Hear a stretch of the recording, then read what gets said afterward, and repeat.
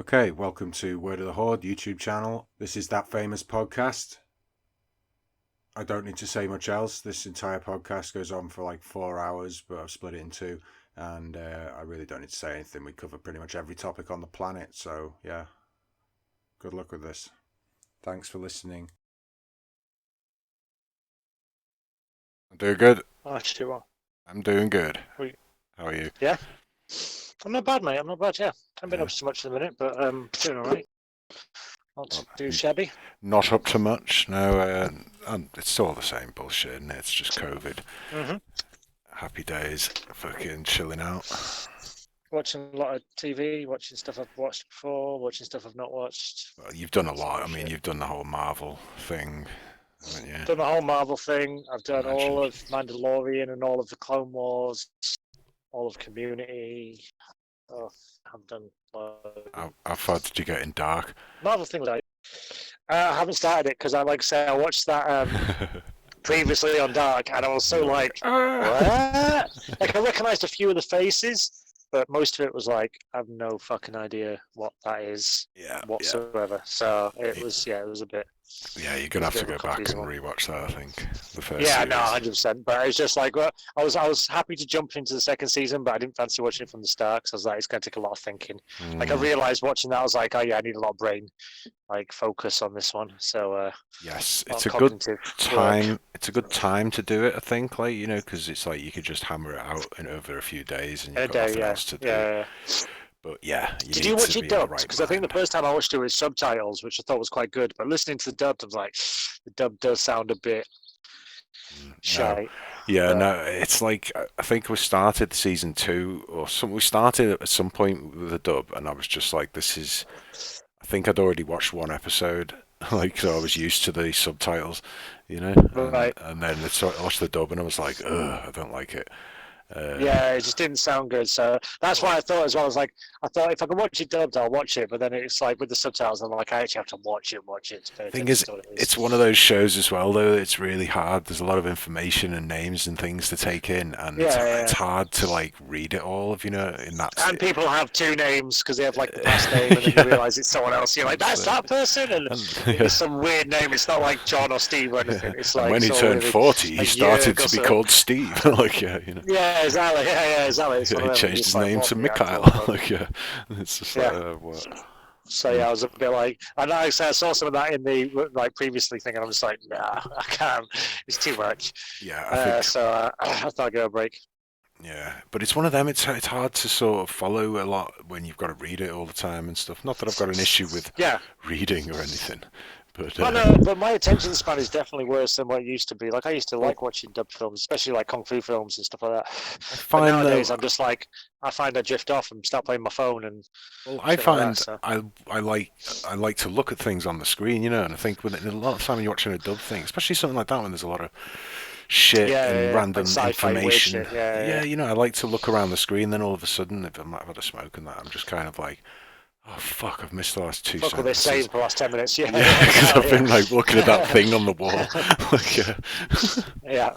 so yeah, Yeah, no, that's so like I say, I thought I'm not in the right mindset to watch it, so I gave up and watched some other shit. I can't even remember what I watched. Oh, yeah, I've watched a lot of shit. I watched a lot of TV and shit. I watched like I say, I watched the Clone Wars. That was pretty good. I quite enjoyed that. The last season of that's brilliant. like because they say Um, like the last few episodes or the last several are amazing. Apparently, mm. I need Well, to like the last four catch up. episodes are like a mini film, so they're like all the last four episodes all tied. Well, the last six episodes are all tied together, and it's all kind of Ahsoka during Order 66. Mm-hmm. That's like the gist of it, sort of thing. So it's like what happens to her during the time when Anakin's destroying the temple and Obi-Wan fights him and stuff. All that sort of time, she's on the ship and trying to escape Order 66. So it's quite a cool little bit of like extra history for the thing and stuff. But yeah, it does. It sets out quite well, especially because she's considering I maybe watch the first season of Rebels because I know she's in that. Yeah. Um, and she's going to be in the Mandalorian season 2, so I'm quite looking forward to seeing her up because, like I think a lot like Harlequin, she's one of my favorite characters that is made from the cartoon. You know what I mean? I think she's a really interesting character. When she starts out, she's a bit shit, but as the series goes on, she's actually the most interesting one because Anakin's a bit hit and miss. Obi-Wan's really good in the cartoon and obviously the series, but yeah, I think for her, she's like the most interesting extra new character that I'm like, I'd like to know more about her, and I think they could do films of her between Return of the Jedi and Even a series, maybe. Definitely. one. I think they'll do a series. I think they'll do a series all about how she, because I think when she comes into the Mandalorian, she's going to be like, there's going to be loads of stuff where you're like, well, she didn't do that, she didn't have that thing, and even like how she got her white lightsabers and stuff for Rebels and shit. There's loads of stuff you could do between that, and the way she ends the Clone Wars, like the last shot is mint. That's like 2 minutes is really good. Yeah, I'll give it a go. So yeah, definitely watch it. I've been meaning to catch up with the last few seasons anyway, so I'll just do that. It's good because like the last couple of seasons explore a lot more Darth Maul and stuff as well, which is quite interesting. Yeah, I heard a lot about it, and I kind of thought I've missed a lot of that stuff, even though. Yeah, no, it's quite good to be honest. It's quite good how it's loads of extra stuff for the original trilogy. It's like loads of extra stuff that comes in before that sort of thing. So yeah, it's pretty good. Quite liked it. Nice. What else did I watch? Yeah, like I say, the Marvel films, but obviously I spoke to you about them last time. I really enjoyed them. Yeah. So yeah, they were good. But now I'm running out of things to watch. Although I haven't really watched a lot of telly the last couple of days. I can't really be asked. I've watched a lot of YouTube shit and podcasts and stuff. So yeah, it's been interesting. What do you think of Rogan going over to Spotify here? Yeah. I know we've had a little talk about it, but not on the podcast. We haven't spoken about it on the podcast. So. Yeah, on our fake podcast.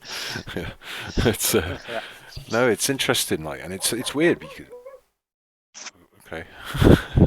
Just dog in the background. Dog, yeah. Okay.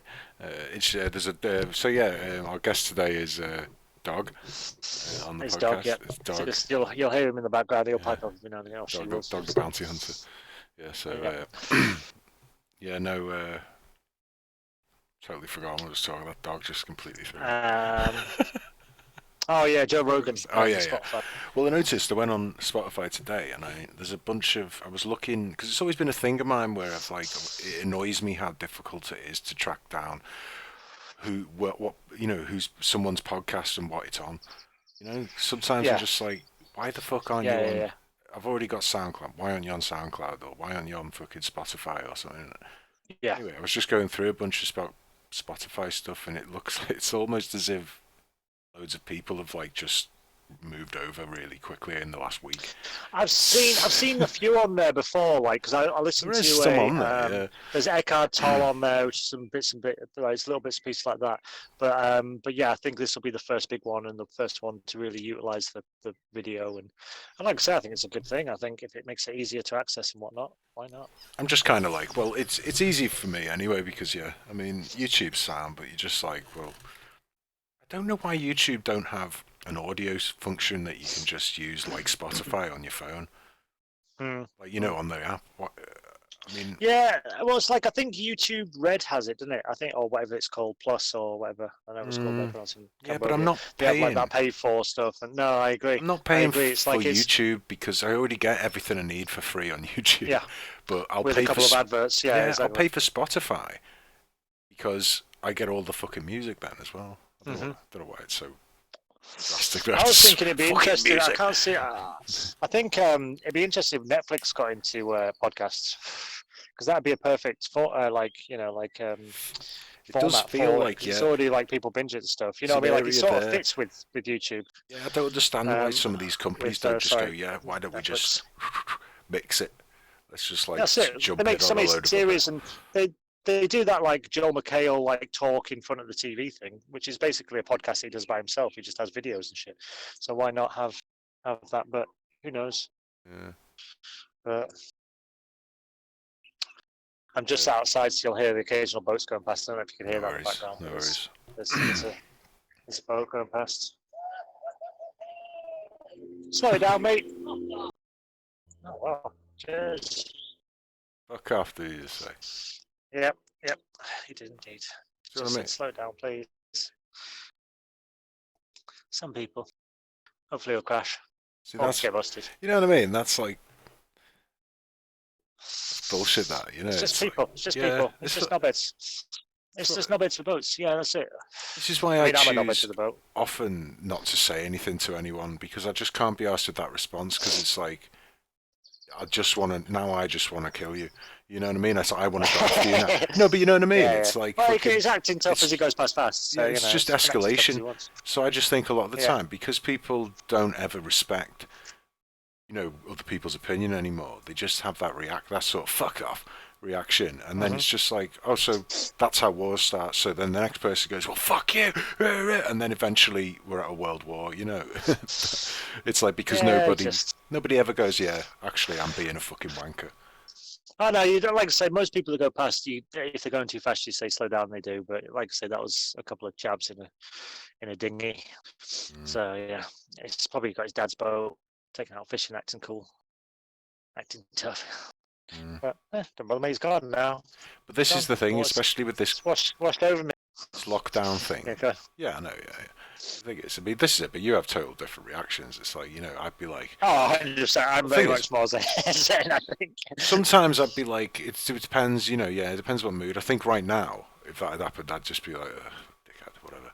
Yeah. But it depends. If it was in the morning, I'd probably be like, motherfucker, I'm going to spend the rest of the day hunting this man like the perfect hunter. I mean, I could just start my boat. My boat's like 5 times the size of his and just go past his super fast. But that'd be, that'd be escalating the Seems situation. Like a lot of effort I could definitely be that house. guy. Like, oh, you want to play that game? Okay, let's do that. Let's do that then. Well, because they've got fishing rods in there, so next time they're fishing, I'll just go past as fast as I can in my boat and throw them to the river. But so yeah, it's one of them things. But yeah, people are knobs. That's just the world. I think this lockdown doesn't help, because it's like you get a lot of people reacting like that now, because then they're like, what are you going to do? You're not even going to approach me. It's like fucking, if you approach me, you're like breaking the fucking law. Like, if you come within vicinity even to remonstrate with me or whatever.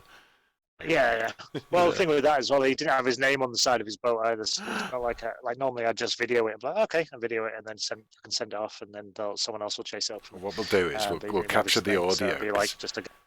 I heard the audio. Like, as you can hear it coming in, and even like the sound pickup on my headset is from this slow distance. It down.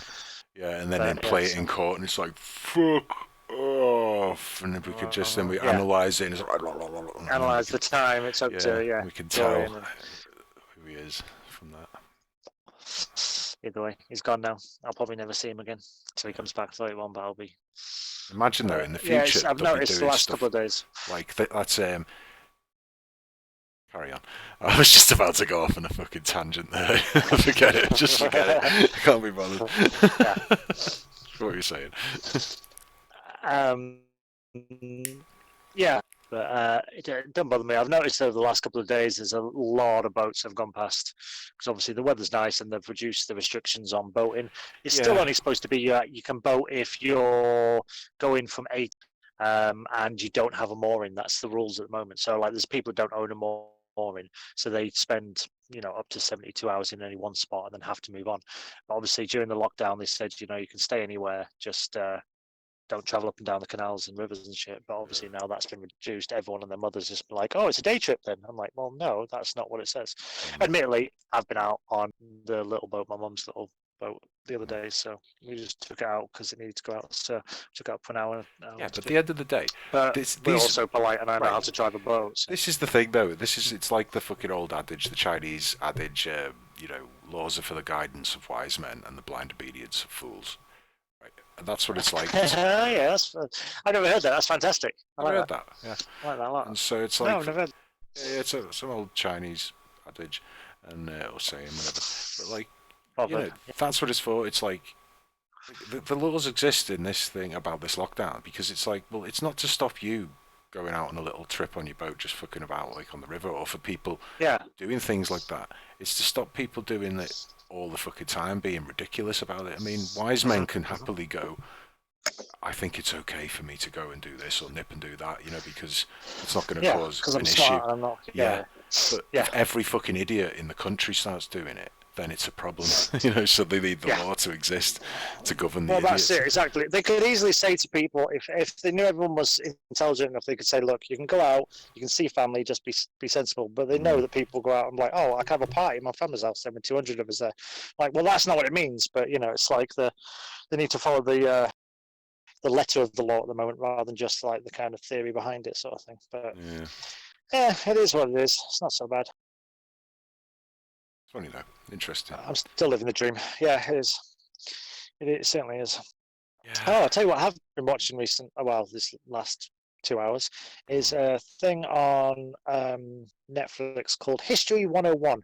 And it's like little episodes of just random things. There was like the space race. It told you all about the space race. And there was another one about plastic and the rise of Chinese industry and stuff like that. It's quite good. It's got little snippets of like history stuff. Yeah, it's quite a good one. Quite it's funny you say that because I've been watching randomly just on YouTube, just finding history documentaries and watching stuff. And I nearly sent you a video today from YouTube. Sorry to interrupt. I'm watching. It's called Lego Masters. Do you know how they do like cake masters and fucking people making swords and all sorts of stuff? It's people making Lego. It's fucking amazing. Castles out of Lego. Oh, dude! But it's not just that. It's like they had one that was like an explosion challenge. They had to put some explosive in it and they had to blow it up, but they had to have a little character at the front who was like the hero, and it blowing up behind him and not get knocked over, and they all had different things. So one had like sludge, and another one had confetti, and another one had sand that they had to fill parts of it with, and then as it exploded that came out, but they had to base it on that. So one of them was like a princess castle with like a mean dude in front, another one was like a futuristic alien coming out and like a crash ship in it, and then but then they explode it afterwards, and then they show it in slow motion exploding. It was so good. Like literally, I must have watched it for about an hour and a half. I was watching just like random Lego stuff, and there was another one that was like hanging one. So they had a block hanging, they had to make something around it. Oh, dude, it's so good. I'll send you a link to it at some point. It's really good. Like, don't you? I started watching it like, oh, this would be like something to watch for 2 minutes, and then about 2 hours later, I was like, I should probably get something to eat because I haven't done anything today. Yeah, it's fucking awesome. Yeah, really, really good. The wonders of the internet, right? Yeah, well, I've been watching things that's little bit more educational. What, you mean Lego's not educational? It's building. It's just building for beginners. This is it. I don't know what that's in that for me, but yeah. Yeah, maybe not. Oh yeah. But yeah, it was. Yeah, I've been watching all sorts. What was it? Learn all about Napoleon. All right. Okay. Nice. Yeah, just to watch the whole Emperor thing. Napoleon. Yeah. Does it talk about him dying in exile? I learned that the other day. He died in exile in Costa Rica or somewhere like that. And but I didn't realize he was an emperor. I never knew that he became Emperor Constantine. But he was actually like defined as an emperor by the time he died, which I thought was fascinating. Yeah, it's actually interesting, like because he was just like a kind of artilleryman in like the military, in like the French army, and like he was just really good at organising and stuff, and then he just rose up in the ranks, and it was at the same time with the like French Revolution, and like they just overthrew the monarchy, and it's just like he became basically, because he was such a good military tactician, he just became he was like just became fucking leader, like and then eventually became emperor because no one could beat him on the fucking field of battle because he just was so good at organising his army, and fucking he obviously did loads of innovations and stuff, like and all the other armies of Europe were just miles behind him. Yeah. No, like I say, it was quite fascinating. I was looking at it for like a quiz that we were doing with mates. I just found some random fact about Napoleon. And it was like which French emperor died in exile and blah blah blah, whatever it was. And I was like, yeah, I did not know he was an emperor. Yeah, well, either way, nobody got the question right, so it was a win for me. He was an emperor twice, actually. Oh, really?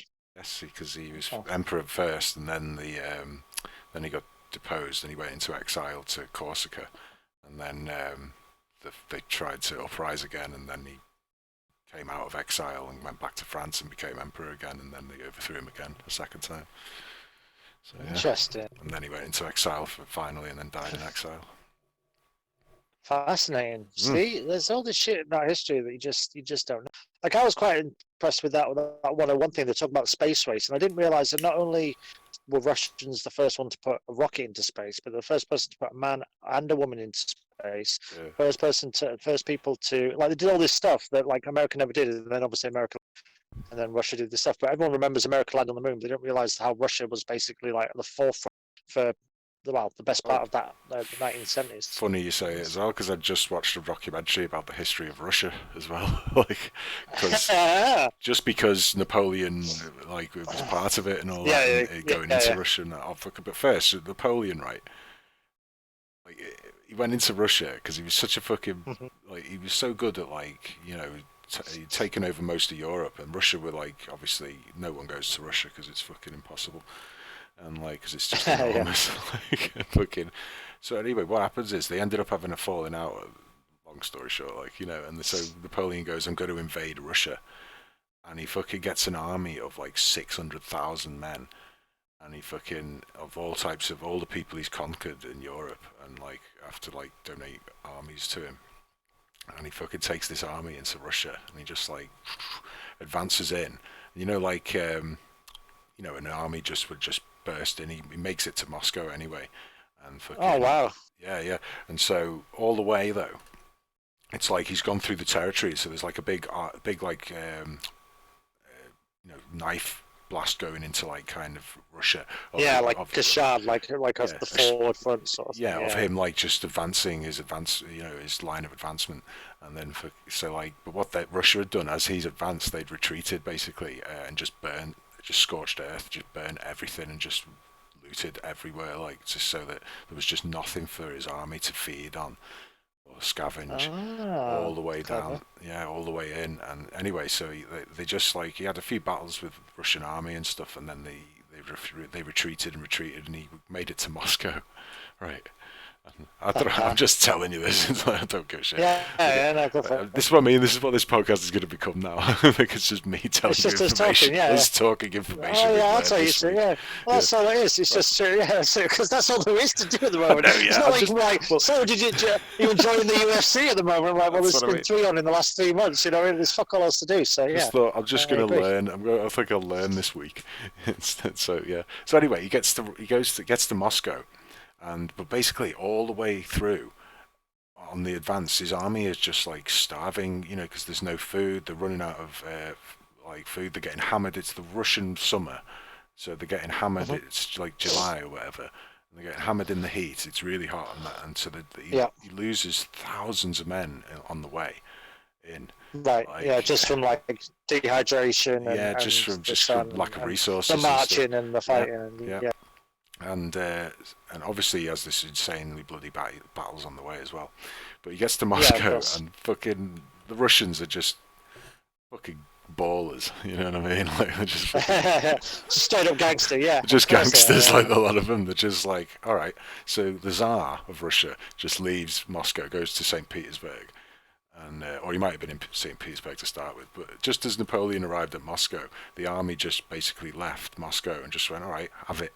And they just let all the soldiers, all the police basically in the city of Moscow just released all the prisoners from all the prisons and jails. They just emptied all the jails and just said, right, you've got one job, burn the city. And so like literally... Seriously? Yeah, they just... That is so Soviet Russia. Just burn the city. That is so Soviet Union. That's just like, just burn it to the ground. They can't have anything. This is it. So basically, as Napoleon arrived, all these criminals were just lighting fires in the city, and then they just fucked off and escaped. And like the city just burnt basically as Napoleon was arriving, and that he couldn't put it out, and so the place was just a ruin. And so anyway, he occupies Moscow and he stays there, and he thinks, well, obviously Russia are gonna like send peace, you know, and ask for peace or whatever, and we can negotiate, and then he can leave and fucking go back, and they can join his empire. Yeah, he'll have a part of it. Yeah. Anyway, the Russians just did nothing.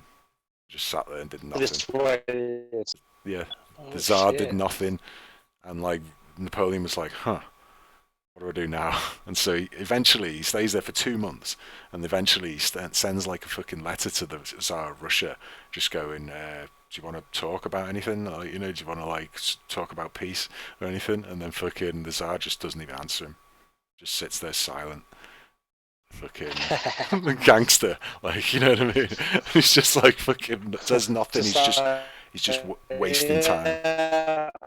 I'll just wait till you die. It's just like the order walks away because they got back in being a bully. That's it. Right. So, yeah. So the Tsar just waits. Can you hear me? Yeah. Sorry, it was all broke up a second. Yeah, so the Tsar's wait. He just doesn't. His whole thing is, I'm just gonna kill time. So you know, the longer they stay there, the better. And like, so Napoleon's just like, okay, this is weird. So he's just waiting and waiting and waiting, and then eventually it just starts to snow, and he's just like, fuck. And he's Yeah, just like, winner kicks. he's like, I've waited too long. And so he just And goes, there's no food and no like supplies or reinforcements. yeah, so he goes, fucking fuck. moving. Like literally, the Tsar's just like, okay, you want to be here, an invading army, then you're going to survive our winter because you can't do it. We can't fucking do it. Like, you know, no one knows how to do this. Yeah. And so like, anyway, so fucking Napoleon's like shit, and he has to leave 5 days after it starts snowing. He leaves Moscow with his entire army, and they're just having to retreat along their line of advance, basically. So there's still no food. And so he tries Right, to. yeah, it's going back where they've already, and anything that was there, they've picked It's fucked. bones. Yeah. So he tries to go a different direction, like just so there's more food and stuff. And every direction he tries to go, boom, it's just a Russian army. He's just sitting there waiting for him. And so he's just like, fuck. And they're like, they kick his ass a few times, like, and then he's just basically they're retreating all the way down this thing, and he loses more men, basically, all the way to the point where they're just not even a fucking army anymore. Like, they're just like It's just a group of like people running away from Russia. basically, like trying just to make it back. running out of Russia, like, you know. And to the one point where they ended up by this river, and he had everyone, his entire army, just in this town, and they had to get across this river, and they built these bridges, wooden bridges, 2 of them, across this river, and they got the army across, and they had this followers camp, which was like basically thousands and thousands of like wives and children and cooks and fucking whores and all sorts of people, and they were all just like starving and just sitting by campfires, like fucking. And he got his army, a lot of his army, across the river, and like basically the army just said to the people, just said, you've got to get across now, like, you know. And they were just like, fuck off, we're not going anywhere, we're not leaving the fire, you know, next to the fires. And then literally the Russian army just came over the fucking hill, and like these thousands of people were just like trying to get across 2 bridges, and they all just got fucking massacred and fucking killed, and like fell into the river and drowned. It was just a fucking, They just got pushed in. yeah, it was just a massacre. Shit. And then anyway, they finally, fuck with Russia. yeah, Damn. and anyway, they finally got to like this fucking city, and then Napoleon just fucking left his army at this city in Russia, like his final like stronghold, the first city he took on the way in, and he just fucking legged it back to France on his own. He just escaped by himself. He just because they're not going to see one man. They're just like be looking at where that's Russia for you. The most gangster game anyway. It's like, I'm not even going to get involved in the war. You're just going to kill yourselves. So his army started 600,000 men. You know how many he left with? 20,000. 10. 20,000 men. And it started how many? 600,000. Over 500,000 men. So he lost 180,000 men. He lost 580,000. Yeah. Jesus Christ. Fucking gangster, mate. Damn. Yeah, anyway, so learn about that. And then Did not know that. Interesting. Yeah, very good stuff, isn't it? And then I was learning about... Yeah, very interesting. Yeah, anyway, I learned about the rest of his campaigns and stuff, and I was learning about Russian history. About Russia. That's cool. And yeah, fucking brilliant, mate. Love history.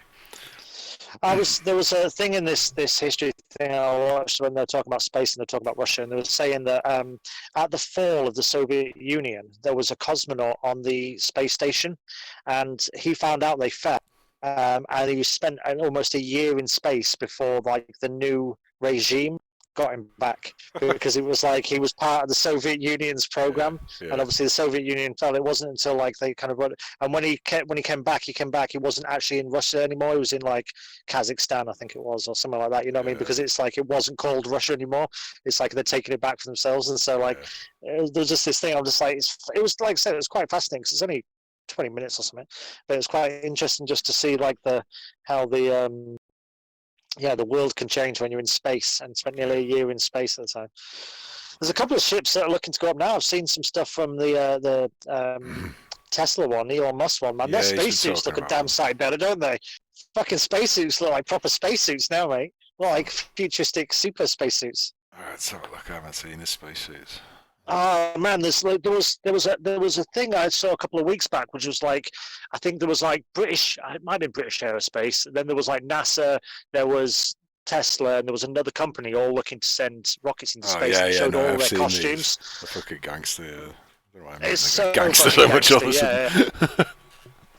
Yeah, it looks so much cooler. They don't look like big bulky spacesuits. They just look like They look like they're from a movie, basically. Yeah, they do. They look like small and compact, and yeah, interesting. They've got the kind of the visors rather than like a big helmet and stuff. Yeah, they're a little bit more, like say, streamlined and a bit more maneuverable. So yeah, I'm quite interested. Quite interested in seeing people go in space. That's if they do still go in space. I'm sure Tesla will get someone up there this year, but yeah, who knows about the rest of them getting it there ever or now or whatever. But I've actually watched quite a lot about stuff about space. Weirdly enough, did you see the when Joe Rogan talked to Bob Lazar? Yeah, I did watch that. Yeah. So there was that. I've seen that before, but there was a thing that popped up, which was it was that interview, but it was a guy who was talking about he studies like behaviors and movements and speech and stuff to tell if people are lying, like one of them sort of people, and he was going through that interview. And obviously I've seen the interview before, but just when he was saying stuff again, I'm just like, it's so amazing, that stuff. So I just started watching some stuff about space and about obviously aliens and planets and stuff. I saw a thing about the two Voyager, is that the ones that are the little satellites that went out past Pluto? Past our solar system? It was Voyager, yeah. Voyager 1 and 2, yeah. We talk about them and talking about how like they've only got about 3 or 4 years left on their batteries because they've got like fucking nuclear battery things. But there's another shuttle that has just gone past Pluto, which gave us the photos a couple of years ago. Which is it Discovery or? Might be Hubble. That Discovery's on Mars, I think. I think it's the lander. Right, yeah. Yeah. There was one. Well, there was one that crash landed last year, wasn't there? As well, one they like intentionally crash landed as well, which I can't remember which one that was. But anyway, whichever it is, Endeavour. I don't know what they're fucking called. But yeah, there's another one that should last for like 500 years or something. That's gone past Pluto now, and so in the next couple of years. But they're talking about the distances, and it's just insane. They're saying like even though they've gone past they've gone out of our solar system to what's considered real space, they're still going through that. The Oort cloud, the bit where the Oort cloud, with the plasma, and then this thing, and then the chances are, like with Voyager, the batteries won't last for them to get through that because it'll take them another 40 years to get through that before they're actually in outer space. The Oort cloud is as deep, it's as far through as it is the length of our solar system. So yeah. I think that's basically what they were saying. Like, and it's just like red hot plasma and like asteroids and stuff. No, so it's ultimate super dead space. It's mostly just frozen.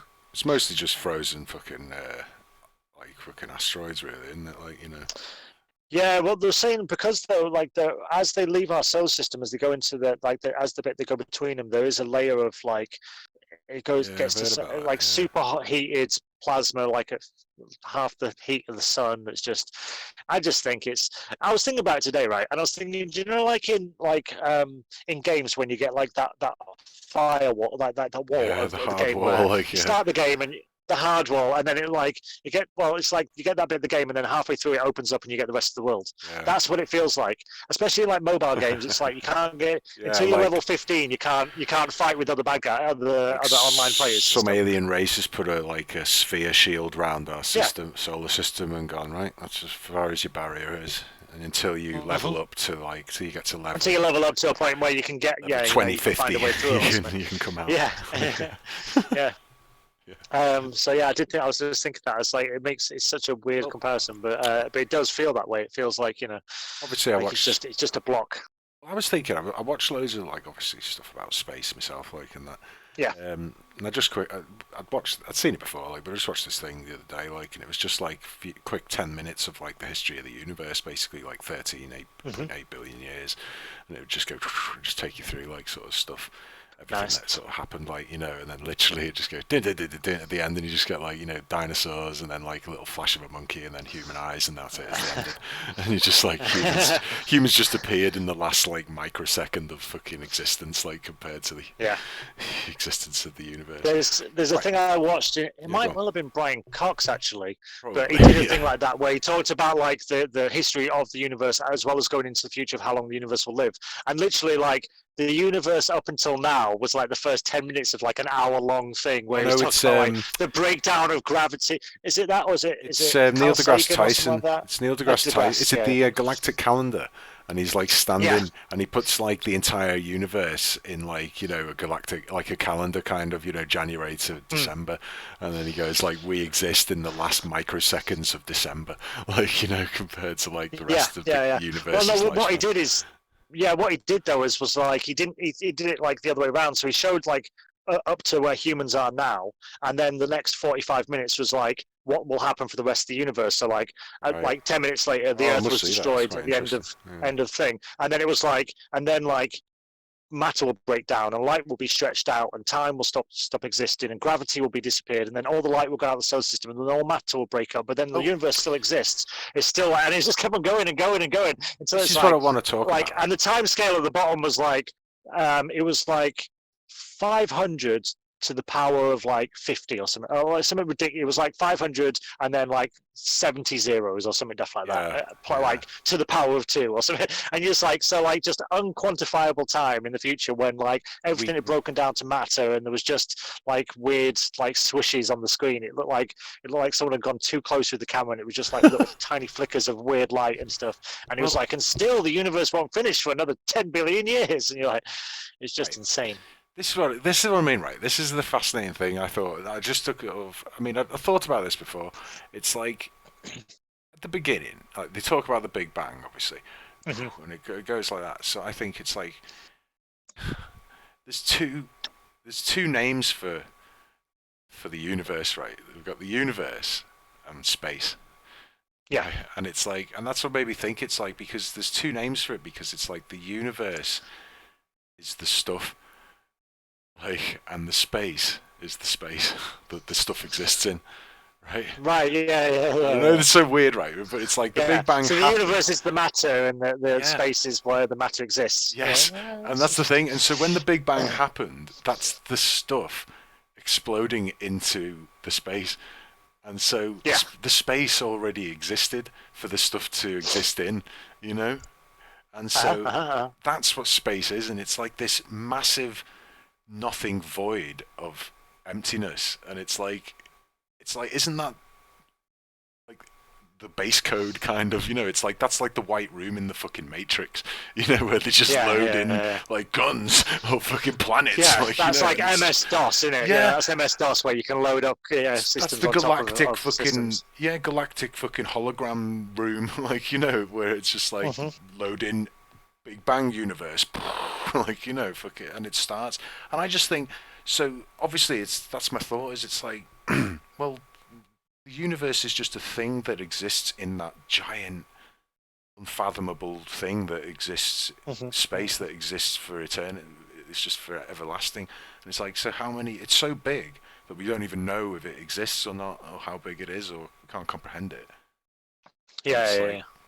And so my thought is like, well, isn't there just other universes that are so far away in that space that we can't even see them, and it's just happening constantly? And then, well, that's it. It's like we think the universe is, you know, 13.6, 13.7 billion light years across, but that's just because that's as far as we can see, because that's as far as light has got within. Well, yeah, that's the galactic horizon. Yeah, that's the galactic horizon, but like that, then it's like, what is it, like a flat universe? You know, like the flat universe theory, whereas that horizon, it just ceased to exist. Well, no, surely not. It's like, it's not like that's contained within anything, or like, because I've always thought, like, it's weird because I say I've always thought, but in my lifetime, like we've understood more about the universe. It is like the universe when I was a kid was essentially like our galaxy and maybe a couple of others, you know, like maybe 5 others. You know, that's what they thought. Whereas now they know it's multi-billion others, and you know, within, you know, different systems. And it's like there's as many galaxies as there are stars in our galaxy. More. Oh yeah, exactly. Yeah. Well, they believe there's as many stars as there are. Well, there's more stars than there are grains of sand on Earth, and so if like that's just the stars alone within the galaxies, within the overall, you know, it's just insanity. Yeah, this is what absolutely I mean. Insanity. And it's like, aren't we just like, we're like a fucking like a mold or a moss growing on a part of that fucking massive thing. Hmm.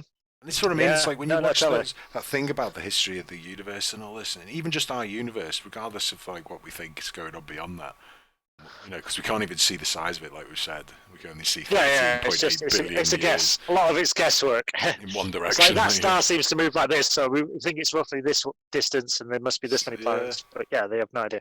but this is it. But then you're like, fuck. It's like you think just in that all that time space, it's just the universe was just this object, this silence.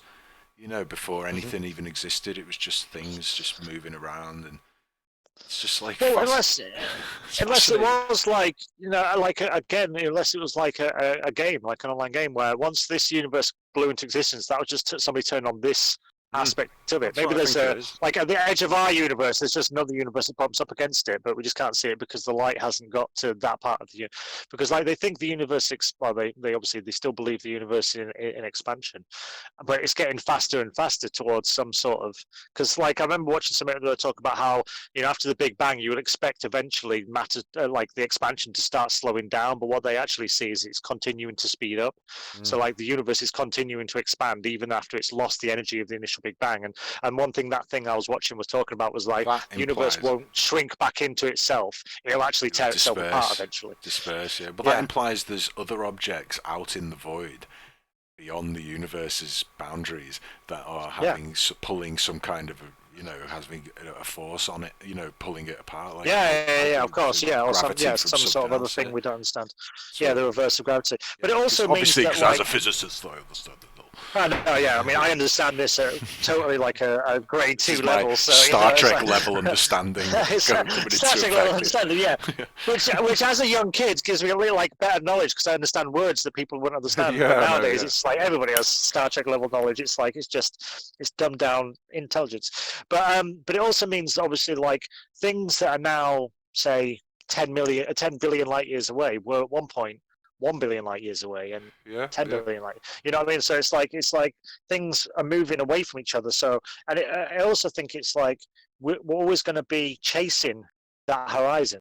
You know what I mean? Like, as humanity, it's like the only like you can go to the center. Obviously, I think that's what humanity will eventually do if given enough time and doesn't destroy itself. It'll make its way to try and figure out what's at the center of the universe, like the pot of gold. But Yeah. also, there's an idea, there's a concept. Well, I think like there will also be then people that go to the edge of the universe. It's like then people. It's like on Yeah, I want to look into the oh void. what's yeah, exactly. You know, what I mean, like, and go to the outer rim and just become beverages, Imagine like this, in right? thing. Imagine if you went to the outer Imagine rim this. of the universe. Imagine you could stand on the edge of the furthest galaxy in one direction. So, Mhm. you could somehow find the edge of where the galaxies stop existing, and it's Yeah, just, yeah, yeah. and you could stand on the edge of that edge of that star, at the edge of that galaxy, and fucking Mhm. look out into the void. You know, it's like it could be another Most terrifying thing universe. ever. What? The most terrifying Oh no, thing yeah, ever. yeah. It's just kind Staring of out like into that's pure, ultimate, infinite it's a darkness. big drop. Quite possibly the Yeah, scariest thing ever. Yeah, yeah, it's a yeah. big, You fall out there, no one's coming to get you. it's a Yeah, pretty big hole. I'm Like kidding. yeah, so yeah, you'd be like, but imagine, but you could be like, well, if you could just look in one direction, there could be another universe out there with trillions of galaxies and but Yeah, yeah, it's so far away that the light from that hasn't reached us because our universe hasn't existed long enough. For us to yeah, exist, yeah, for totally. that light could be 20 billion years away, and our universe is only 14 billion, 30, well, 13 billion years old. Yeah, So it's like that. yeah, no, totally. It's like if we could exist Or you here, could just be staring back into our universe. It could just be maybe like it could be a it could mirror, be yeah, like a a flux. You know what I mean? a Like you could fractal, just be yeah, staring back into, yeah, hologram, yeah, yeah. But yeah, hologram. or imagine you could stand on that planet for a trillion years, just looking out into the universe, and then Yeah, eventually you just see other universes, the light from those universes all around you start to flicker. starting to appear, like and then eventually after a trillion years, you can see like universes in that void, like you see in the night sky, stars in the night sky now. So Hmm. like basically you could just see the dots of their light all across the void, the black void that we thought was empty, and it's just Yeah, other universes. yeah. And then if you could go to the edge of those universes and look out into the void, you could just go down. Yeah, I think by the time you get to 1 billion years, you're probably done looking at universes. You're probably like, I know all there is to know. I am fucking bored. I'm gonna go play some computer games because I bet they're really good now. You'd probably be amazed. You're already Borg by then, surely. You know, what I mean? Like, you already become a Borg, and you'd be amazed that you'd robot like, cybernetic. I can't explain how I've lived this long. I haven't even eaten. I've just been staring at the universe. Stared out into darkness. I'm not even sure they're real lights. I could just be hallucinating because I've not eaten for 1 billion years. I forgot what I was. I forgot I had a body. I forgot everything. Yeah, that'd be quite a good, interesting, like sci-fi vampire space series where there's a vampire's task is to go out into the edge of known space. Stand here and tell me what you see. Just stand there. Like a sarcophagus just on the edge of time. That'd be that's something you could put in your story. That could be like a punishment to someone. To stand and watch out into space like a guardian at the edge of our creation. But yeah, it does, like, the more, like, when I programs about space, I find it fascinating. I have for years. It's like, what I think I've always said, like, I didn't learn very well as a child. Like, when I was at school, I felt like I struggled with reading and writing and learning, just generally like the structure of it. But I think, like, as I've got older, I found it boring as shit. Yeah, exactly. I wasn't stimulated, but as I've got older, I've definitely found like, especially space, like physics, and like, not just space, not just like the big, but also the very small, like like quantum physics and stuff like that. And I find it fascinating to watch. Yeah, and like CERN and all that sort of stuff. I find all that tiny stuff. How deep? And to be honest, it's look out into the universe. Yeah, well, that's what I mean. When we look out and see how far out it goes, how deep does it go? It's the same. It must be to them. They're looking, to like microbes that are microscopic. They're looking out, thinking, we're the universe. Yeah, if your blood cells could communicate, you'd be their universe. You'd be like, oh, do you know there's arms? There's a thing called an arm that I've never been to, The spiral arm. But it's like anything. Whatever your environment is your whole world until you learn more and more. Like, as a child, you're, the end of the bed is your universe, or the end of the street, or the end of the city, or whatever. There's always a point where you're like, this is the furthest I've ever been. The end of your dad's cock. Yeah. Just carry on. But yeah, that's the thing. It's like, that's one thing I find quite fascinating about when they look at very small things, because it's like it follows a lot of the same sort of structures as the universe. It's like they look the very similar parts. The reactions between things work in a similar way. How things like connect with one another, and like the symbiosis of different aspects of it. And it's fascinating to think that a planet could work in the same way as a neutron, electron or whatever. But yeah, that's what I find quite fascinating, because I always find that I'm filled with like an awe after I watch something like that, especially something done well, like like Cosmos or anything like that. Something where it's got a lot of like visuals to it. Yeah, exactly. It's got visuals. It's got like some sort of animated or CGI version of it. It's got music. It's got a spaceship or something. Yeah, I find it fascinating because it's like it because this is the thing, because all of it got that adventure in me. Because we don't have anything to show. There's no videos. It's like there's very few pictures of the universe and all these galaxies and and shit. Like, exactly. We don't see any of this. And that's the thing. It's like everything I've seen of the universe is like an artist's rendition of the universe. It's like they even say stuff. And I never really twigged on this until like it was obvious. But like they were saying how like there was a thing about the flat earthers, and they're saying like all the rockets that you'll see in space or the satellites, 99% of them are like CGI. But this was like proven to be true, because it was like, obviously you can't take pictures of something you're sending into space unless you've got something else that you're sending in space to take pictures of the thing you're sending. I was like, yeah, that makes perfect sense. It's like, so like a lot of stuff is like, this is what it'll look like, and this is, like the footage, we've got it from the ground, and this is tied in with like, this is actually what happens. And so, yeah, most of what we see, like anything I see about the International Space Station is generally, unless it's through a tiny little fisheye camera, it's going to be a rendition. It's going to be a CGI version of what is actually happening, which is quite, a strange thought. I suppose. Mostly, not all the time, but, a lot of the stuff is. Feels though, especially like a lot of the older stuff. Yeah, I suppose. Yeah, I get what you mean. Though. Yeah. I mean, that's what I always think whenever I see pictures. or in these shows, documentaries about like the planets and things. When you see like Mars and and all these fucking, especially like Hmm. Jupiter or Saturn or something, and you think like Yeah, you don't have that footage. That's not footage. That's like a CGI creation of like the photos that you have of Jupiter. yeah, Or like the something stills like that you've got of this Yeah, thing. yeah, yeah. Something. It's like nothing has flown Yeah, past Jupiter and filmed it like that.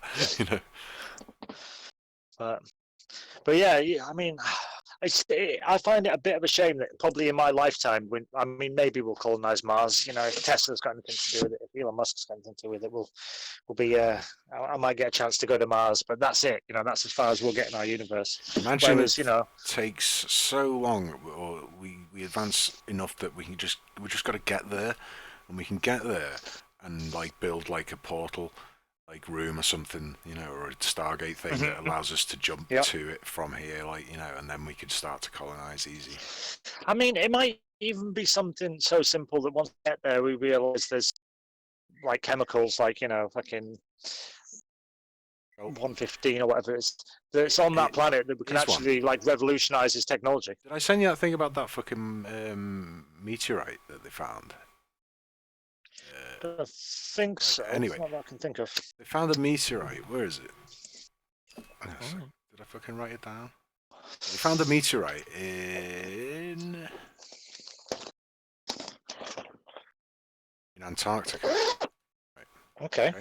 Found a meteorite in Antarctica. I'm already sold. I'm already like, yes, totally. Well, this is it. Yeah, I was watching a document. I watched a couple of documentaries about Antarctica and all this. And there's some dodgy shit going on down there. Anyway, they found this. Oh yeah, 100%. Yeah, they found this meteor. Would you stop fucking zipping things? I'm sorry. I'm trying to put my tent down so I don't get any more knobheads. I'm putting my flaps down on my tent. So my canopy. Sorry, I'm done. Right, I'm done. All right. Yeah. So there's a meteor, and they found it in Antarctica, and they confirmed, because they've got samples of Martian rock, that they've brought back, or they've analysed from the. Not they haven't brought it back, but they've analysed it from the lander, and so they confirmed that this meteorite is definitely the same, like, components and substance as a Martian rock. So it's a piece of Mars. So somehow, a piece of Mars has got to Earth, for somehow. I mean, right. So there's some. They reckon that could happen. Yeah, potentially it was from one of the massive strikes on Mars, like meteor strikes or something. It's blown alien something attacks. Yep. Yeah, or some cataclysm or something that's blown Some out. Death Star. Or... Yeah, and this rock ended up on flying through the universe, or the solar system, and hitting Earth, landed on Earth. So anyway, in the center of this meteorite, they found microbes, like fossilized microbes, indicating that there's life, at one point in the center of this rock. So right, start. You're gonna have to start again because I missed some. I said Death Star, and then I went off, so I disappeared there for a second. So you're gonna have to go back to some cataclysm happened on Mars. Something got blown off. So somehow this rock ended up on Earth. In the center of this rock, they found fossilized microbes. Okay. And cool. Yep. So that confirms. Well, they've matched those microbes. Well, they've matched those microbes to Earth, like stuff that you find on Earth, basically, like living things. Some like chemicals, whatever. Yeah. And so they're like, it's possible. So the theory is, it's possible that those microbes got introduced, while the rock had been on Earth, like since it had landed, like Once it crash landed, if it was red hot and some microbes in the area. Potentially, But then the other argument is, it's unlikely those would have survived, entry into getting into the rock. Basically, it has to be. It's in the center. The only way is it came from the origin point, which means the theory is like that. Like, well, that like they would have had the same type of life on Mars originally. I have no doubt if we start mining on any planet, we're going to find some sort of micro.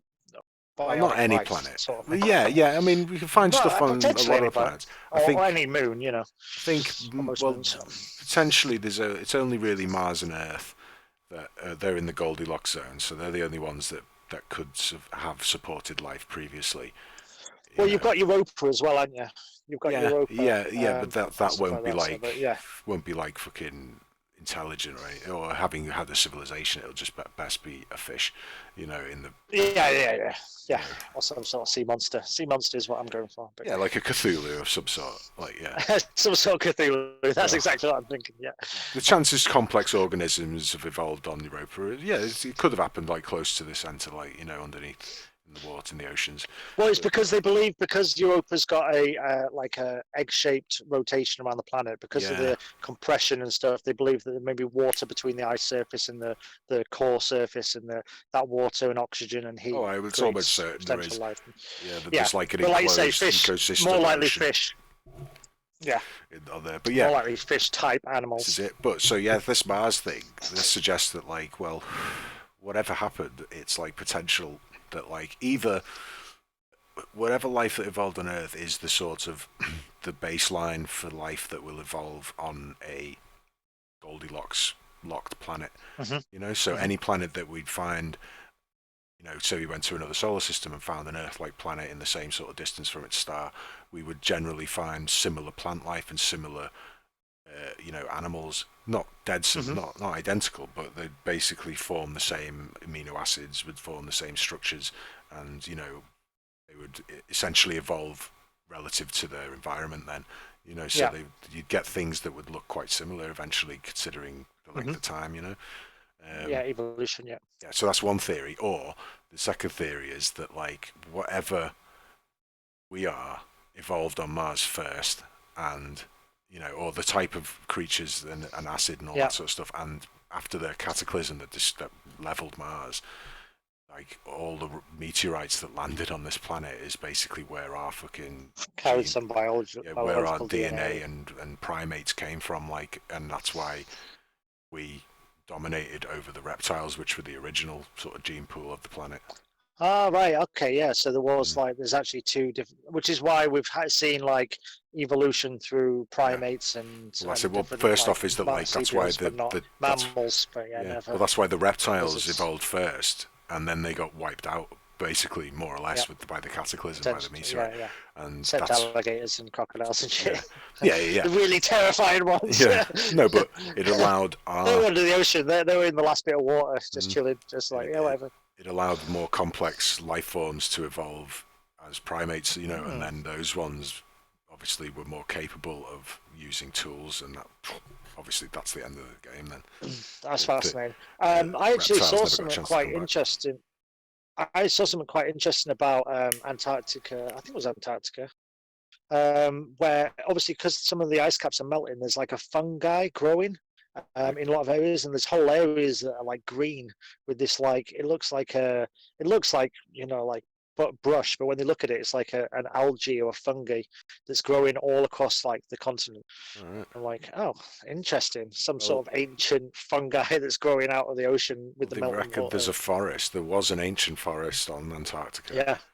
Underneath the and ice. Can you imagine the type of fauna you're going to have on that sort of thing that's like, like was around at the time of the dinosaurs or even before, you know what I mean? Like some sort of crazy megafauna type.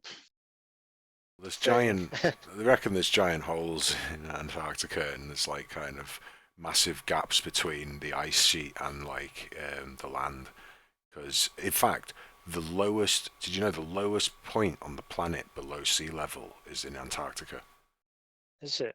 Is that where the entrance to the Hollow Earth is? Well, that's immediately what I thought. I've seen that stuff before. Like I got big into the Hollow Earth thing. I did, for a little bit. I was like, that's quite interesting. Yeah, for a little while. It was like after I went through all the normal conspiracies that came up, and I'm like, oh, this is what weird shit can I get into? Weird shit. When you go down the rabbit holes at like 2 a.m. somewhere, and there's lots of like pictures of like weird metal gates and big like parts that are blocked off, and even on like Google Earth, there was at one time there was parts of Antarctica that you couldn't even look at. It was just like pixelated and stuff. So it was always like kind of a base conspiracy. But I did always like the idea, and I do think there's potential, not for a hollow Earth, but for areas of like underground caverns that could be significantly extensive that could continue to harbour some sort of bacteria or biological plant life. Even if they weren't like crazy mythical underground caverns with like dinosaurs and shit in.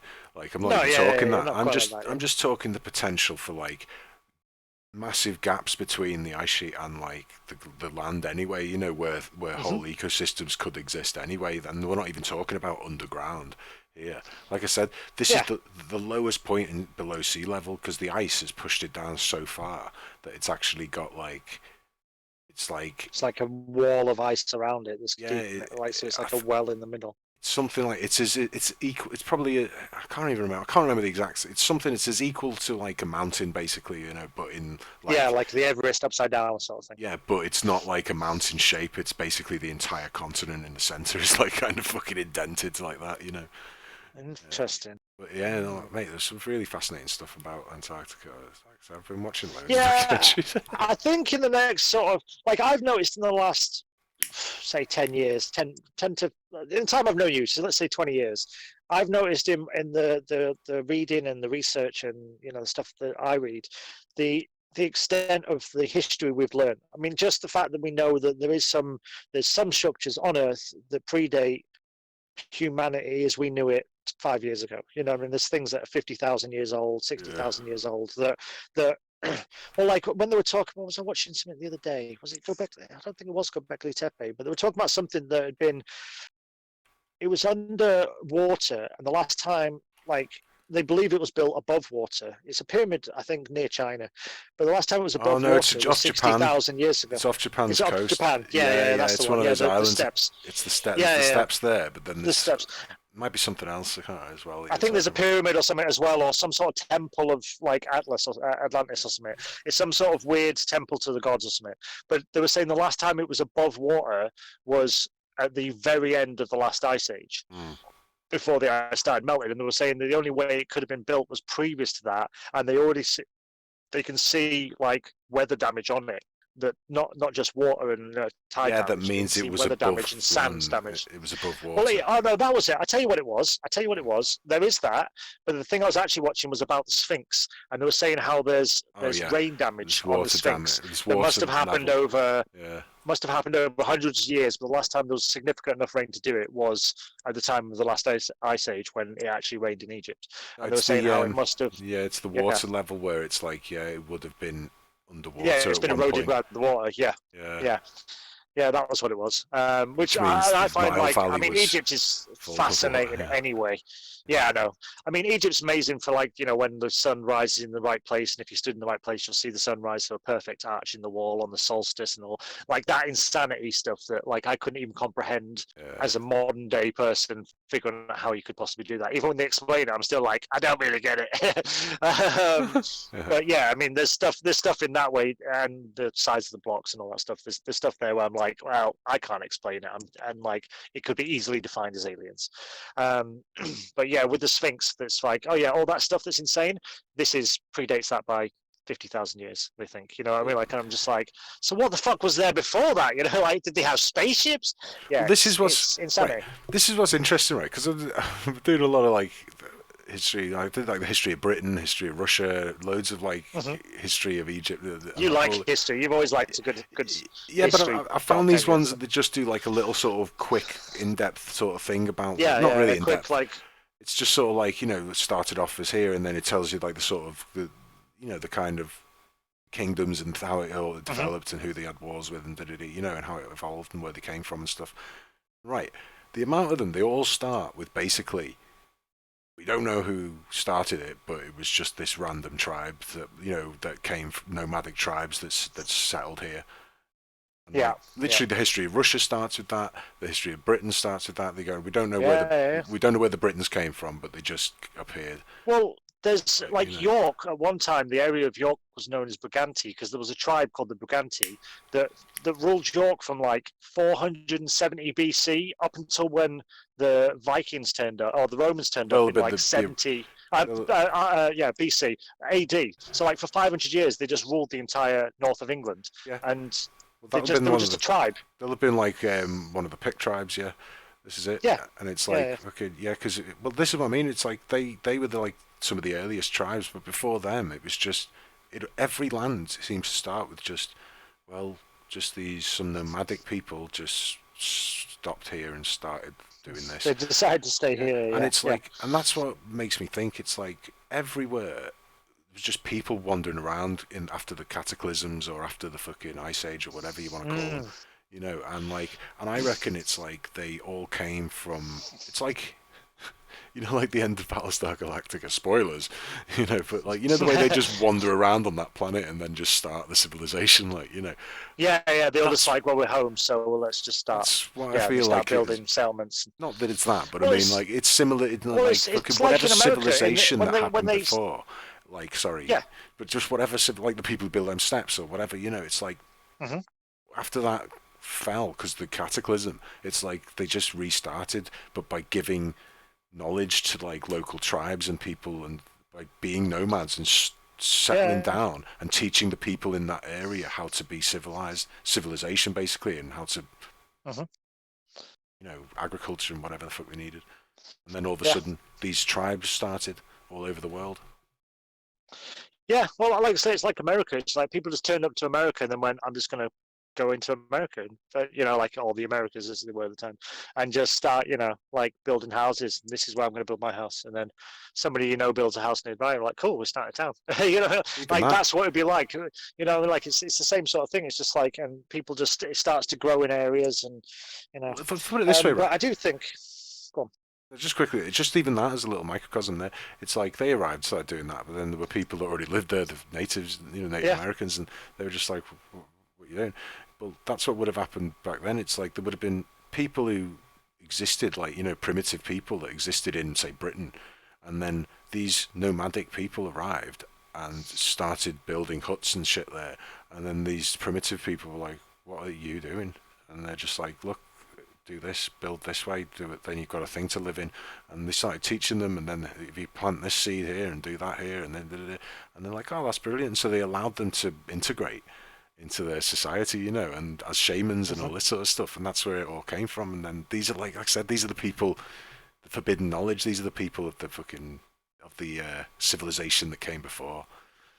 That arrived with the knowledge, whatever it was, and began civilization again out of what was left. Yeah. So I think. Yeah, I like to say, and the point I was making as well is like, the thing I find fascinating is that no, you're 100% right with what you're saying. It's like, but that, like, we've only really realized that humanity, or humans as we know them now, like, you know, Homo sapiens, sorry, rather than Homo erectus, have been around 50,000 years, but we've only learned that in the last 5 years. You know what I mean? Like, we've only learned that. Before that, like, I mean, if you'd looked up the science on the age of humanity 10 years ago, they'd say at most about 10 to 12,000 years. Whereas they know that they found skeleton. I think the oldest skeleton, I think it was, is it Eve? I think it was a female. That would be, That they've carbon dated that, and they believe it's like 30 to 40,000 years old, and that's like a fully, you know, like realized Homo sapien, or as close to it, sort of thing. So it's like, if they know that Homo sapiens were around then, it's like, you know, that's only really come out in the last 5 years. Before that, we were more on, like, you know, there was Jesus, and then before that it was like the Egyptians and a bit of tribes and stuff, and then it just went off into obscurity. And it was like between like 5,000 or 7,000 BC and dinosaurs, it was all just no, you know, it's like that was the big gap. Whereas now it's like 50,000 BC and dinosaurs. See, this is what I mean. There's plenty of time in that gap, you know, because obviously primates have got to evolve in that time, you know. But there's 65 million years, and it's like there's plenty of time for them to have evolved, and a species and a civilization like us to have evolved first, and then been destroyed and had to restart. Yeah. You know, in the remnants. That's why they talk about, like, you know, the being, we coexisted with, like, you know, Homo fucking, or Neanderthals, sorry, wasn't it? You know, it was like, with like Homo erectus and originally, that's what they talk about. That weird little hobbit one, whatever that's called. Yeah, I can't remember the Picts, or not Picts, fucking, I can't remember the it's something like that. Yeah, it's Homo something, but yeah, there was like a hobbit. Homo Pictus or something like that. I can't remember. Yeah. I don't know why I keep saying the word picked, but no, you've got the word picking you.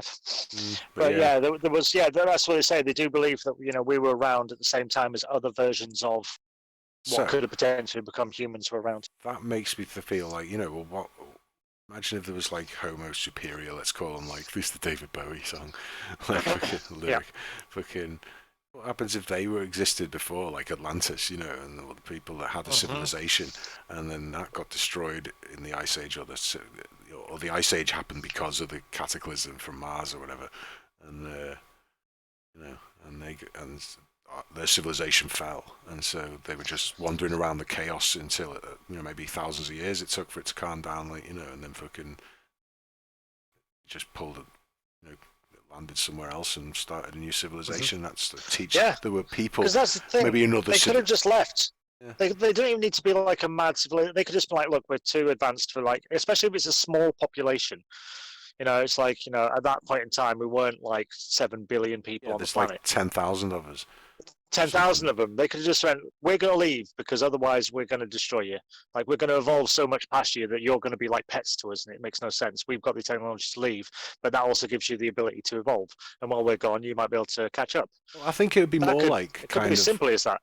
Here's some tools that's going to help you along your way. Yeah, sure. I mean, I think potentially though, it's more like, look, their civilization is over.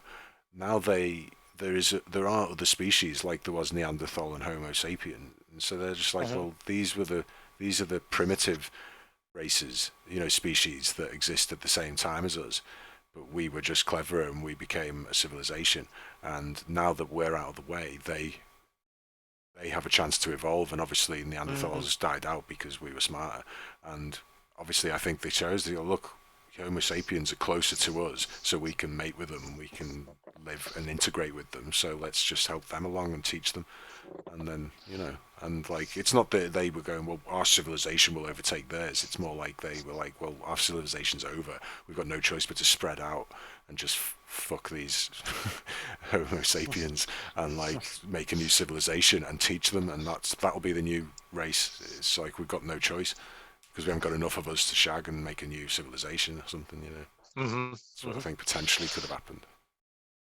Like Galactica. I mean, this is all you're like. This is hypothetical, but like Galactica, though, it's like they're not going to say, "Well, let's make a new civilization from everyone on the ship and all the people on the other ships." Let's land on this planet with all these people that look like us and very similar to us, and like we'll just all spread out and then have our lives and make a new civilization. Eventually, we'll become part of their civilization. Yeah, that's it. Yeah, I suppose the thing I'm getting at is that there's definitely things that I think we have the potential to find out in our lifetime. Yes, that will be like that's exciting. Groundbreaking. Like I said, I don't think we'll necessarily. Like, I'm never going to be able to fly in a spaceship, X-wing. No, I just want to know these in type real of life answers. anyway.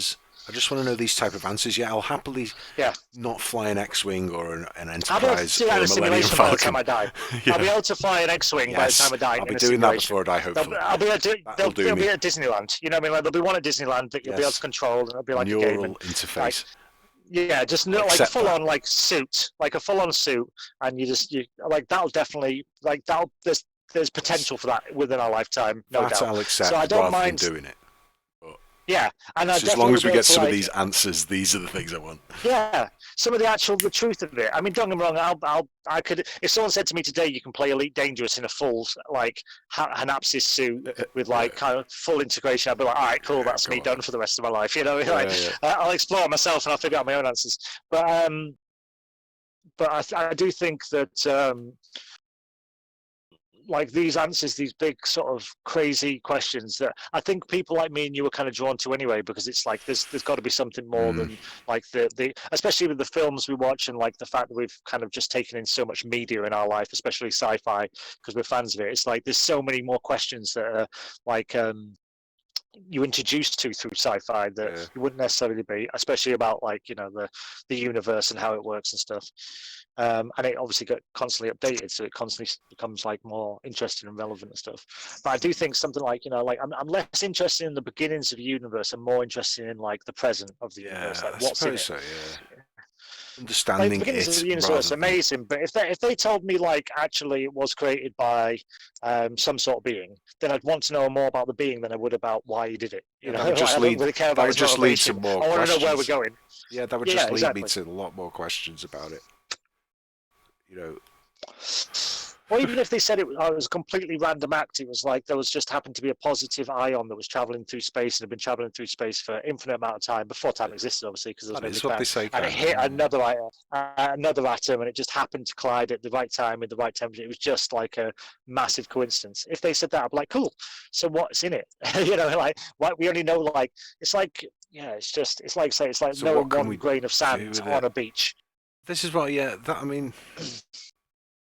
that's the thing I don't get with it all. I mean, just about the Big Bang. It's like, not that I don't get things, I get it, but it's just like, well, if this one pinhead of fucking matter existed, but what changed it? Why did that exist in that nothingness? Why is that the only one that existed in nothingness?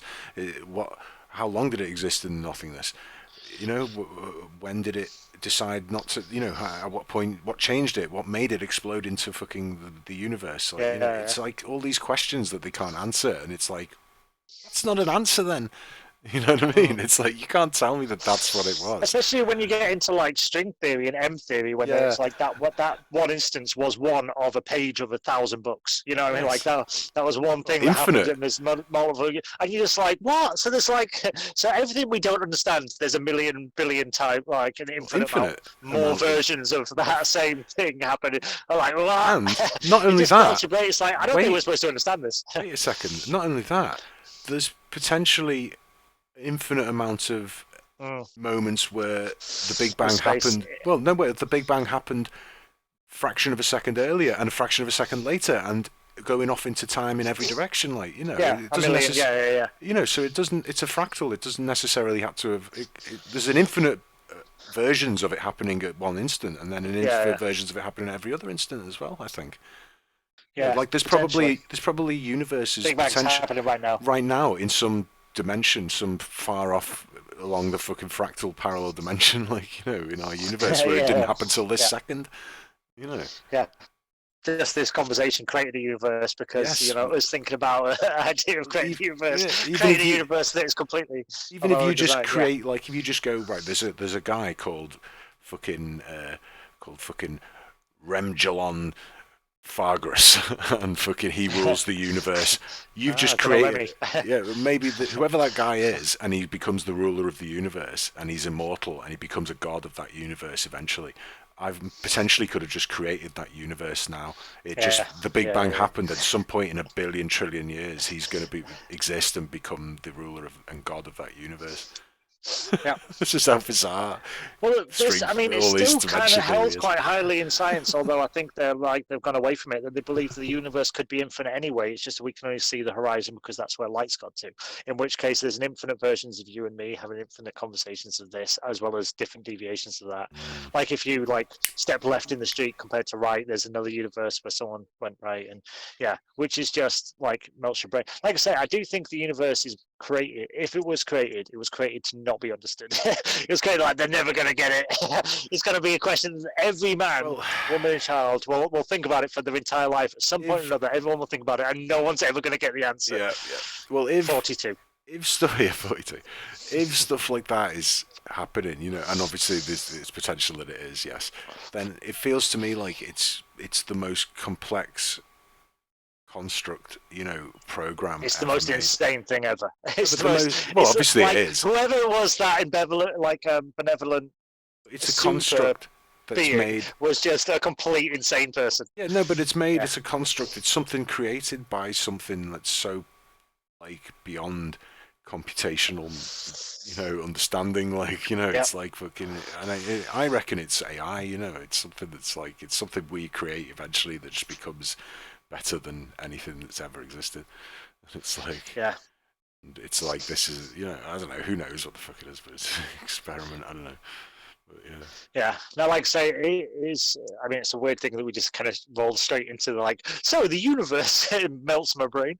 But it's one of them things where you're never gonna. That's why I like say, physics documentaries, and especially about space. It's one of them things where I never come away with the answer. I never come away enlightened by anything. There's just more weight on it. You're like, what the actual fuck? that's how it's going. Like you said, it's exciting to think that we could have not only answers to some of these grounded, physics questions and like, about the universe and understanding, but also some of the answers of these things that we really want the answers to, like, are the Nazis in the Antarctic? Was the fucking this and is it a simulation and like that sort of stuff? and... I mean, that's the sort of stuff I'm excited about, really. I think with this Elon Musk supercomputer brain enhancer that he's talking about, I think like we'll have, and like if it does, like if the way, like the best case scenario as he sees it, to release it and it works as well as he thinks it will, I think there'll be a massive jump in understanding of the universe, because I think people will be able to not only communicate as well, but you'll be able to see things and watch things more instantly than even now, where people have to upload them and blah blah blah. And I think like people will be able to log into any, like someone could be like, a pilot could be flying a ship and see a UFO, and you could log into his brain straight away as it like live streaming as he's watching it, stuff like that. And I think there'll be a jump in consciousness, because I think people will comprehend things better, and people will be able to learn and create faster, and so things will move more like an exponential speed, and then like we'll have technologies more. But it's like taking the fucking limitless pill. It's like you take the pill and then you're more intelligent, so you can create a better pill, and then you create a pill that doesn't, I believe, have the limitations of the first. That's what I think he's going for. Exponential, like what's the word? It's kind of cascade. Yeah. It'll happen like exponentially. Just like, I think that'll be like the singularity. I think that'll be the point where we look back 100 years from now, and it's like that's where like the humanity changed or didn't, depending on how it works. Because I think there'll definitely be like being human. Yeah, exactly. And I think there'll be a load of human rights that get changed, maybe negatively because of that. What I mean? Like, human rights just get things fucked off. just like people don't have rights anymore because we're one, symbiotic kind of You are part idealistic of the collective humanity. Yeah, you are human. Yeah, Earthlings. Because I was thinking that it's like, do we need another team? Do we need like an opposing side to become Earth, like as a team? I was thinking about this the other day. It's like, do we need like a Mars colony for us to be like, they're Martians, we're Earthlings, rather than I'm potentially English, or I'm from Yorkshire? It's like, do we have to have that, or can we just be like, we're Earth? Well, like, is there some sort of way we can have a high enough consciousness that we actually realise we're Earth? Think we're potentially, like Team Earth. Yes, I know what you mean. I think potentially, yes. I think we do need something like that, because we like to congregate as in cultures and structures, and have opposition, that likes to create those things. And I think I think it'll either be, I mean, potentially we could have one now in the virus. It's like but again, I think it's like I've noticed stuff over the last week where we've started to degrade into like stupidity and fucking grumpiness, and people start like, especially this last week, there's been a lot more posts on Facebook where people are moaning again. Like for a while, everyone was congratulating one another and saying how great everyone was doing, and like how much we care about the nurses and shit. Whereas now it's like, can people stop texting this person because I don't like this person, and if you're my friend, that sort of stupid shit. Well, that's because it really we went back to being knobheads because again. It hasn't really done anything, and like that anyone has noticed. I mean, it's not like the fucking bubonic plague. It's like 200 million people died, like, and so it's like you're gonna notice we're like that 350,000 or something. That's what I mean. So it's not affected us. Right, what we need is like aliens. That's the thing. It's like we need to know something is outside of our universe, of our solar system, that will make us go, okay, we need to congregate our solar system, and we need to be our own species together as one.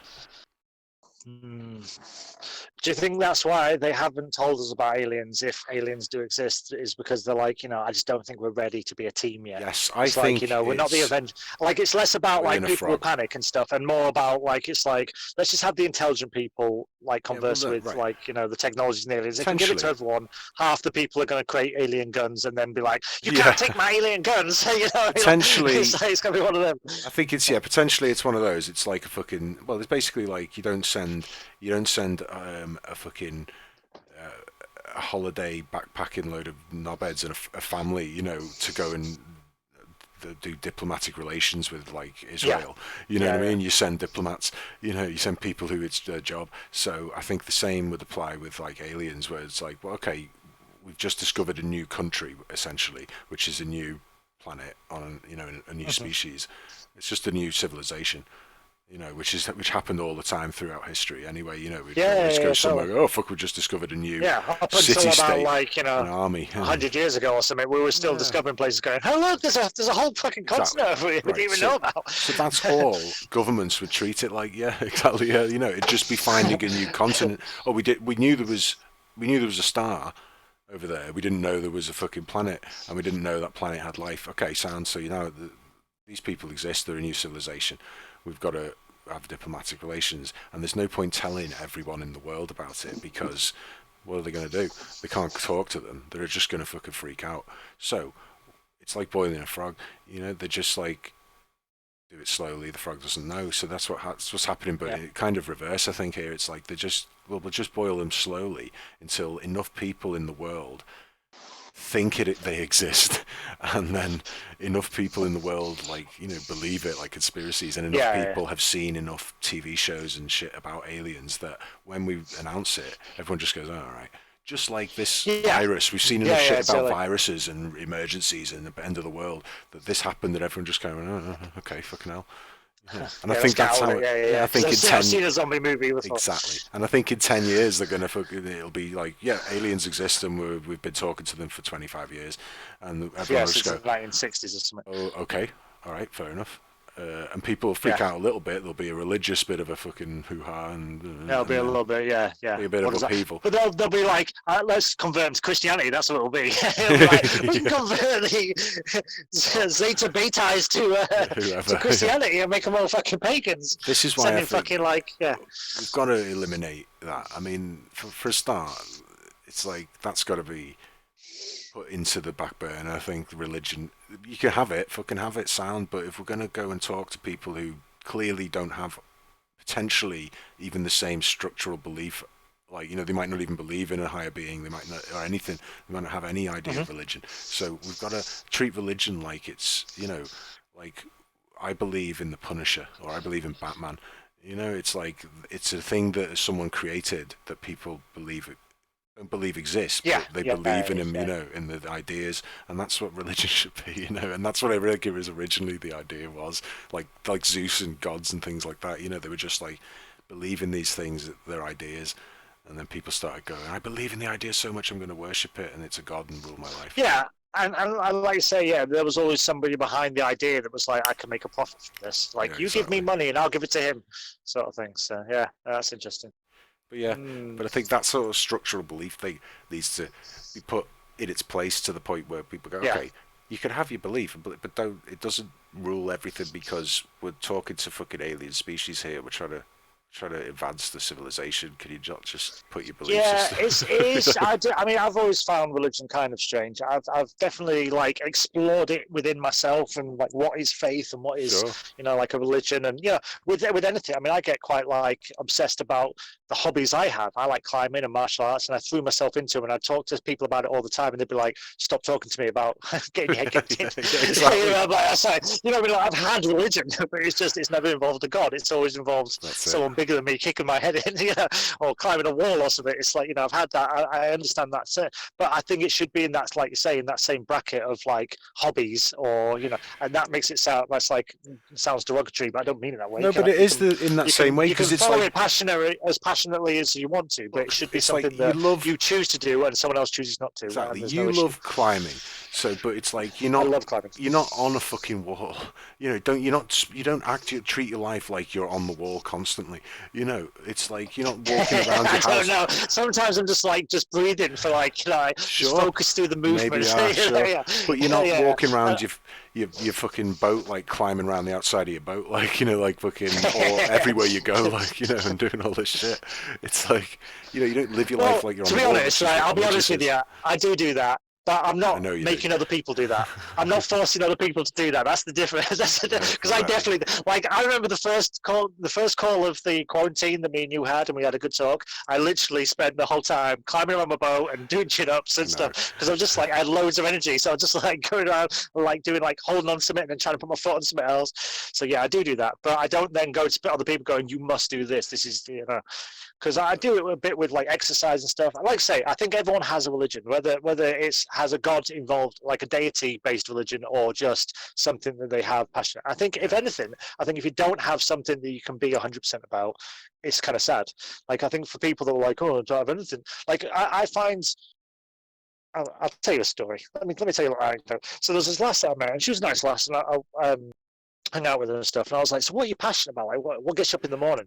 And literally, we talked for about an hour and a half, and she couldn't think of anything. Like, there was no point in it where she's like, you know what I've really found interesting, blah, blah, blah. Like me and you do, like 2 minutes into about every time anything. we speak. Like, yeah. Oh my God, I just saw this cartoon. It was like 12 seconds long, and it blew my mind. Like, we'll talk about it for 4 hours. But she didn't have anything like that. So there was nothing she could be like, oh, and like at one point, she was like, oh, I quite like drawing. And obviously, you like drawing. I like learning about drawing. I like people that can draw. I find it a really interesting talent because you're creating like a scene with like you create visuals and mental images with just a single picture. I find it like a fascinating like adventure when people draw. I was like, what can I draw? And she was like, oh, I did it like at A-level. I was quite good. And I was like, well, why don't you do like a comic book or like write a story or something? She was like, oh no, I kind of draw like like trees and stuff. I'm like, well, we should do that. She's like, eh. But like even something like that, which is like I was good at this and I used to like it, and I just can't be bothered to do it. I just don't. Really Drew the most boring thing ever. Yeah, but it was just, and I was just like, how did that, like, I don't know how you could survive your worst days without having some sort of thing pulling you forward. And I think that's come from me. And like I say, I've definitely delved very deep into myself over the last 5 years and figured out like what makes me tick, which I think not everyone gets the opportunity or like the necessity to do that. But it was one of the things where I'm like, you've got nothing that like gets you up. Like it made me kind of like worried, you know what I mean? I was just like, because I mean, she's a nice lass, but she's a bit dull anyway. She's not very good with dogs, which I always find a bit weird. Although some people are. And she just didn't have anything that she could like say. I went climbing with her a couple of times because she goes climbing with me, but she's not like I am about climbing where I'm like, I'm going to spend the next 6 hours here and my hand's going to bleed by the time I leave because I might be able to do like a toe hold that I couldn't do last year. Like I can get one more move, but like I broke my arm. But she's not bad at it. It's like she does it enough. But there was nothing. But she wasn't even with climbing. She was like, "Yeah, I like it. It's all right." I was like, "How do you get like like you just?" She just seemed sort of unhappy. And I meet people like that. I'm like, unless you have something that's like your thing, and it could be craft or like I know a lass who was like, I went on another girl. I went on a speed dating thing with my brother. Obviously, we're on the male side, so I wasn't dating my brother. But we met these two lasses, took her for a drink afterwards, and she was saying how she like really likes crochet. I'm like, all right, and she's like 29 or something. And I was like, okay. She was smoking hot, really interesting, kind of punk looking, but she liked crochet. And I was like, all right, like, so do you like do it competitively or something? Like joking. She was like, oh, I've had my stuff like put in magazines, like crochet magazines, and I've written like articles from. I'm like, oh shit, like you're really into crochet. It wasn't just like I like to sit and knit or whatever. It was like she liked to like it was like she was at the top. She was at the top level of knitting. You know what I mean? I was like, that's actually cool. That's like you've got something that's like your passion. You know what I mean? Yeah, it was that sort of, like she was telling me about it. I'm like, shit, you're like actually like a professional. Like if that was like your, that's your fucking MMA or fucking motorbikes or fucking drawing or whatever. That was her thing, and I'm like, good for you. Like it doesn't matter what it is. A lot of people are into guns or stuff. Most people are into food and sleep. Sleep is their religion, and I'm just like, it's a very, I don't know, a very difficult person to live. So I think they're the sort of people, circled back to what we were saying, I think they're the sort of people that the government doesn't want to tell about aliens because they'll be like, oh, and now there's aliens as well. Whereas I'd be like, there's aliens, there's something else to learn about. Like the next 10 years are going to be amazing. Yeah, I think those are the type of people whose heads would melt hearing that news. I think they'd just be like, or they would just be like, oh, I don't believe it. Like, no, but the government said so. I'm like, yeah, I just don't. I think they'd be worried about those people plus the religious people, what they would do, and what those religious people make the idiots do. Yeah, Because, I mean, it's not just. I mean, you've got to think like religious people also includes like Scientology. sure. You know, they'd be like, They'd "I be pretty fucking happy. told you." They'd be like, "Fucking knew it." Yeah, exactly. You There'd be loads of Thetans, stuff you like that where they'd be Thetans, and they'd be like, "No, oh shit, yeah, we got it wrong." yeah. We Yeah. we went Are you too from specific. whatever the fuck it's called? That's it. Yeah, That's what is the it problem with Xandar, Scientology. whatever They it's went called? too specific, and when they arrive and they're not Yeah. Theterons or whatever the fuck they are, like you're gonna be like, "Well, Yeah. what's your fucking deal now, lads?" Unless there's some sort of weird like it is true, but it's only true to like our comprehension. Like, so we explained it, or that guy, whatever his name is, crazy. Let's sci-fi not guy, get into explained it in the best Scientology. way you could possibly do. I've heard. I We know don't want all him coming about after us. We don't want him coming after us. Let's Yeah, that's a good stop point. now. Yeah. Yeah. No, you're right. Go back to normal discussion about the universe and the entirety of about the existence. universe and aliens. Yeah, Yeah, the entirety of the universe and the potential of it. But what you were saying earlier is like, I do think there will be a time where, if it is true, they'll feel it's right. But I don't actually think it is the right time to do it. No. Like, my whole life, No, I've been like, why didn't they tell us?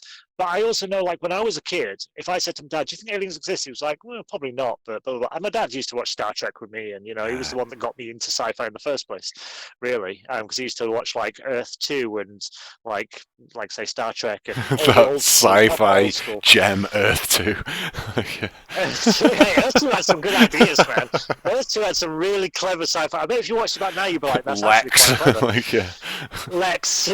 I fucking love. But Lex was always on at like 2 in the morning because Lex was like an adult sci-fi. It was a bit weird. Yeah, all that shit. Earth 2, Lex, Quantum Leap, Space all above that and shit. beyond.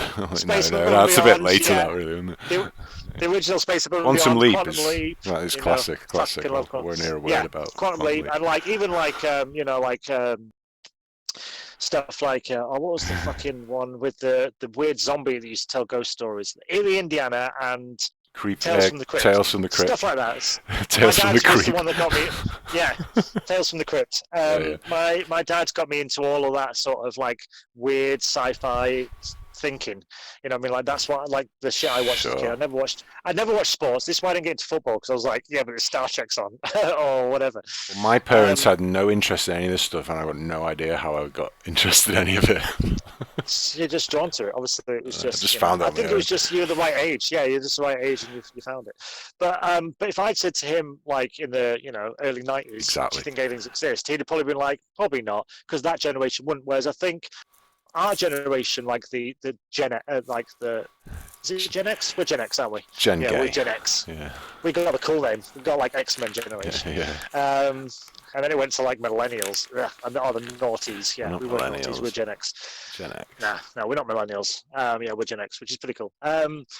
Indominus Gen. So, Indominus, yeah, Homo X.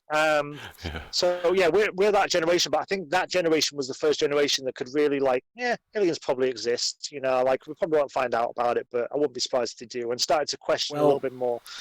I think it's just kind of like, not even just in generational terms. I think kind of like if I was to ask my mum back when you were saying like in the 80s, like, what do you think aliens exist? Probably not was the answer. If I asked her now, do you think aliens exist? She'd probably go, probably, somewhere. You know what I mean? Do you think that's more your influence on her? Potentially. Yeah. Well, you talk about aliens every day, so they might exist. If I ask my dad now, if I ask my dad today, then yeah, he probably would think, it's like, yeah, they probably do exist. But I've had like in-depth conversations about some science documentary where I just talk in for 2 hours and be like, to be fair, this thing and this thing. And if I said it to my mum, she'd probably go, well, to be fair, I'll probably just say yes just to avoid another 3-hour fucking alien conversation with you. Yeah, I don't know who that person was you just mentioned, but I agree with whatever he said. Just going to avoid the conversation. That makes you leave me alone. Yeah. What do you want? Oh, I said, do you want a cuppa? I just asked if you wanted a cuppa. Do you think aliens exist? Yeah. I might ask my mum that tomorrow. But no, I do think aliens probably do exist. Whether they've been to Earth and whether what we see as UFOs are Earth-based or alien-based or ancient or satellites or some sort of. Just quickly, did you see the US government released a thing saying all I don't know how to explain it. They didn't confirm like all UFO things, but they basically said everything that has happened that that has been contentious they are saying yes, it's a UFO. Like we don't know what it is. Instead, just everything they've never spoken about in the past, and just said nothing about. Like they've So now saying all them videos that you saw that we've never come out and said it's definitely a hoax, then it's probably not a hoax. Basically, what? Just Google it. Look this up. Just Google it. It's like they confirm. It's like they're confirming. They're saying, look, everything. If we haven't come out and said what it is, then we're confirming we don't know what it is. So it's basically read into that what you want. Yeah, basically read into that what you fucking want. Yeah, whatever you can decipher from what I just said really cryptically, then yeah. They're just basically saying that, like, look, they often don't comment on anything, like, on videos and things that people have said or things pilots have said. They don't say anything, and so now they're just saying that anything that they haven't commented on up until this point, like, and confirmed that is, like, classified or is whatever, or it's blah blah blah, or denied, then anything they haven't mentioned is a UFO. They don't know what the fuck it is. Interesting. I've got to find it. I don't know how to word this. Yeah, hang on. I put American government confirm UFOs, but then it just comes up with that video of the 3 UFOs that the fighter pilots filmed. The one that came out in April. So yeah, like I say, I do believe in aliens. But like I say, watching that Bob Lazar thing and watching what I've seen, the documentary, there's a documentary on Netflix about him, and there's multiple interviews. Well, like there's a few old interviews with him on YouTube. But and especially watching that guy like break down the body language and stuff and how he speaks about it and stuff, and watching it 2 or 3 times, I'm 100% believing that what he says he believes to be true. Yeah. And if it is true, then it's the most insane thing. Like we've had 9 UFOs which have been studying since like the 70s. Wait, sorry. Just before you go on, just quickly. That's the footage though, like the one that you just saw on that fucking. It's they released 3 videos of some UFOs, and in that release they announced this. I mean, it's like they buried it in this. And they buried it within these videos where people are like, what? Yeah, this is the first time the Pentagon has publicly confirmed the authenticity of UFO footage. It should be a momentous announcement, but it seems to have barely moved the needle on UFO controversy. It's like fucking. That's what I mean. It's like they're sort of announcing, they're saying that like anything that we haven't fucking taken confirmation of is something we have no idea what the fuck it is. Yeah. They've changed the name, which I find a bit strange. It's the UAP. I don't know what, like, that seems... Because it's it's the thing that they're encountering regularly. That's the theory. That's why they changed the name. To separate it from, like, maybe they like that, like, oh, that's a UFO because it's actually a Russian spaceship or a Russian, like, stealth bomber. A UAE is something we have no idea what it is. Yes, yeah. You know what I mean? Like, it's one of them things where it's like a UFO we now classify as. Well, it's UFO is an object. Fighter. Well, the UFO is the object. Well, UFO could be an orb, couldn't it? Like that's it. Yeah, it's any object. Unexplained oil phenomenon. But then they could say unidentified UAA or whatever, unidentified aircraft. UAP, or whatever. Because they can say they know what it is. They know it's an aircraft, or they know it's a fucking. It's like I say, unexplained aerial phenomenon, which could also be a wormhole. Could be it could be a storm. An unexplained aerial phenomenon. It's not a plane or anything. Whereas a UFO is like a plane or like say an object. That's a phenomenon. So it could be like there's videos of ones that look like they're going into fucking warp speed, and there's ones like I watched a couple of. Occasionally I'll just put into YouTube for a laugh. I haven't done it for a while. UFO stuff. Man. I know I haven't done it for a bit. There's a couple of new ones. There was one I watched the other day, which was like a spinning, like like the end of Close Encounters, that one which the spinning lights like that. But there was 2 different videos of it from 2 different angles from 2 different people, and I was like, that's the problem is every time I go through a period where I watch UFO videos, I come out the other side just going, they're real. They're fucking aliens are here. Exactly. Yeah, my bias is instantly like, I believe it. Do you believe it? It just erases my bias immediately. Yeah, totally. I understand. No, I don't know what it is. I agree. It is definitely one of them things where I'm just like, well, I want to believe it. I mean, it's one of those things that. It takes me days to recover, and then I go, all right, let's not get silly about it. Come on. So yeah, but yeah, like I say, UAPs. unexplained aerial phenomenon. This is uninformed. Okay. What are you doing? Are you Googling? We're not. This is an uninformed podcast. I know it is uninformed, but I want to make sure. I mean, it's aliens. Yeah, we're only gonna. We can only be informed. We went full-on conspiracy on this one, so. We can only be informed about stuff that's unconfirmable, like radical out there notions, like conspiracy theories. Well, we can only be informed. When we were conceiving the idea for this thing, it's like we just find a concept which we talk about as intelligent as we can for a bit, and then we make up stories that progress from that idea. Yeah, I'm not sure we stayed it's like on concept for any of these podcasts. So, Yeah. I think we have some ideas sometimes. Yeah, so they basically said, as far as we know, aliens are real. We don't know any more than you do, which is, I mean, in some ways better, but in some ways a bit more worrying. They're like, actually, guys, we've been lying this whole time. We have no idea what these things are. This is my thing. I think they're creeping us closer and closer to the day where they just sort of start announcing, or it's. I think what it is, it's like a change in attitude. It's like, they're going to stop denying, and and then like they're not really admitting it. They're just not denying, and so it's. Like I said, it's not them. It's not them saying it. It's just, look, we don't know what anything we haven't confirmed. We don't know what it is. So it's like fucking.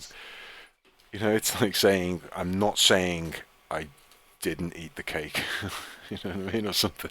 It's like, I cannot confirm nor deny what you're talking about. Exactly. It's government speak. Well, it's like what was his name? Bob Lazar said on this thing. He was like, when he got to wasn't Area 51. It was like they call it something else, don't they? S or S9 or something like that. I think it was. But he was saying that by the time he got there, he thought that someone else had been there, or a team of people had been there studying it previously. Yeah. And what he said, like during that podcast with Joe Rogan, was like, it just needs, or it might have been either that one or the original interview he did in like the 70s, where he said basically, we just need to give this to the people and let like intelligent people work on these ideas, because like getting one or two people that because he was saying like he could think of 10 people that would be more qualified than him to work on something like this. It's just that he was this wacky out of the box. He'd built a rocket engine car like when he was working at MIT or something like that, because he was a crazy mad professor type dude. And so they're like, well, let's get him. He was the Tony Stark of the 1960s. Like, let's get him on the project and see if we can work on it. And he was like, well, maybe this is the start of them going, look, we've been working on this for 40 years and we can't figure it out. Yeah. And maybe like in the next 10 years they'll be like, right, this is, like they have, did you see that there was an internet search thing? There was basically this thing come out and it said, this is a puzzle, and it was a picture of like a butterfly or something, and it's like, you figure this out, you'll get to the next stage, the first one to get there meets us. And it was like as if it was like a secret society of geniuses that released this thing on the internet. It took like 5 years or something for someone to say, like, for a message to come up eventually through all these different websites, and even like geo mapping on the actual planet. Like, you had to go to a place and there was a thing where you had to scan it with your phone and shit. It was this crazy like rigmarole thing. I can't remember what the fucking guys are called now. But then, like they said, we've found the one that managed to finish the puzzle first. Thank you everyone for playing. And then 5 years later, or 6 years later, it came out again. There was another one, and those people, and again, apparently got to there. But it's what, maybe that was the idea. It was like, they were looking, maybe not that specifically, but I think that's the thing with NASA and whoever was researching these devices and these engines, whatever. They were like, let's just get people that we think are super intelligent. And maybe it is happening. Maybe it's like that sort of thing was. I'm sure that stuff. I mean, that stuff goes on in like MI5 and stuff. They do all sorts of weird hiring and recruiting techniques. Sure, yeah. Like, and they do like some kind of weird hyperdimensional puzzle thing. And anyone who gets they do some weird puzzles. They put a puzzle in the newspaper at one point about 5 years ago. There was a puzzle in the newspaper, and if you could pass it, or if you understood the answer, you had to call a number. It's like, and it was apparently attached to MI5. It's like the fucking last Starfighter that just get beamed up. It's like a fucking thing after and like, ah! There's a show on Amazon Prime, just so I'm not too biased to Netflix, called Future Man. I think it's written by Seth Rogen, actually. But it's about a kid who's like really addicted to a computer game, and he's like never been able to get past a level, and no one ever has. It's like the hardest game ever made. And he completes the last level, and then two people turn up from the future. And they're like, "No, we created this game and sent it back in time so that we could find someone to do this and blah blah blah." And he's like, "I've just been playing a computer game," and they're like super warriors. It's like a comedy. It's quite good. Oh, look at that. It's not bad, yeah. It's not bad. It's a bit odd. It's not amazing, but there's some really good bits in it. And obviously, the two people come back from the future from like the worst sort of timeline where like they live in the sewers and eat rats, and like this robot overlords have taken over the world. So it's like they come back and they're like, "What's this?" And they're eating out the bin and shit. You know, all that sort of weirdness. But it's not bad. But yeah, it's that sort of thing where it's like, you know, they send some sort of puzzle back through time to find their savior.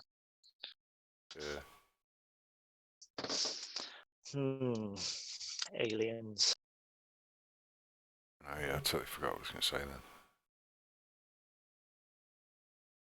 You're talking about Starfighter. That's what I remember you saying. I can't remember what the fuck we were talking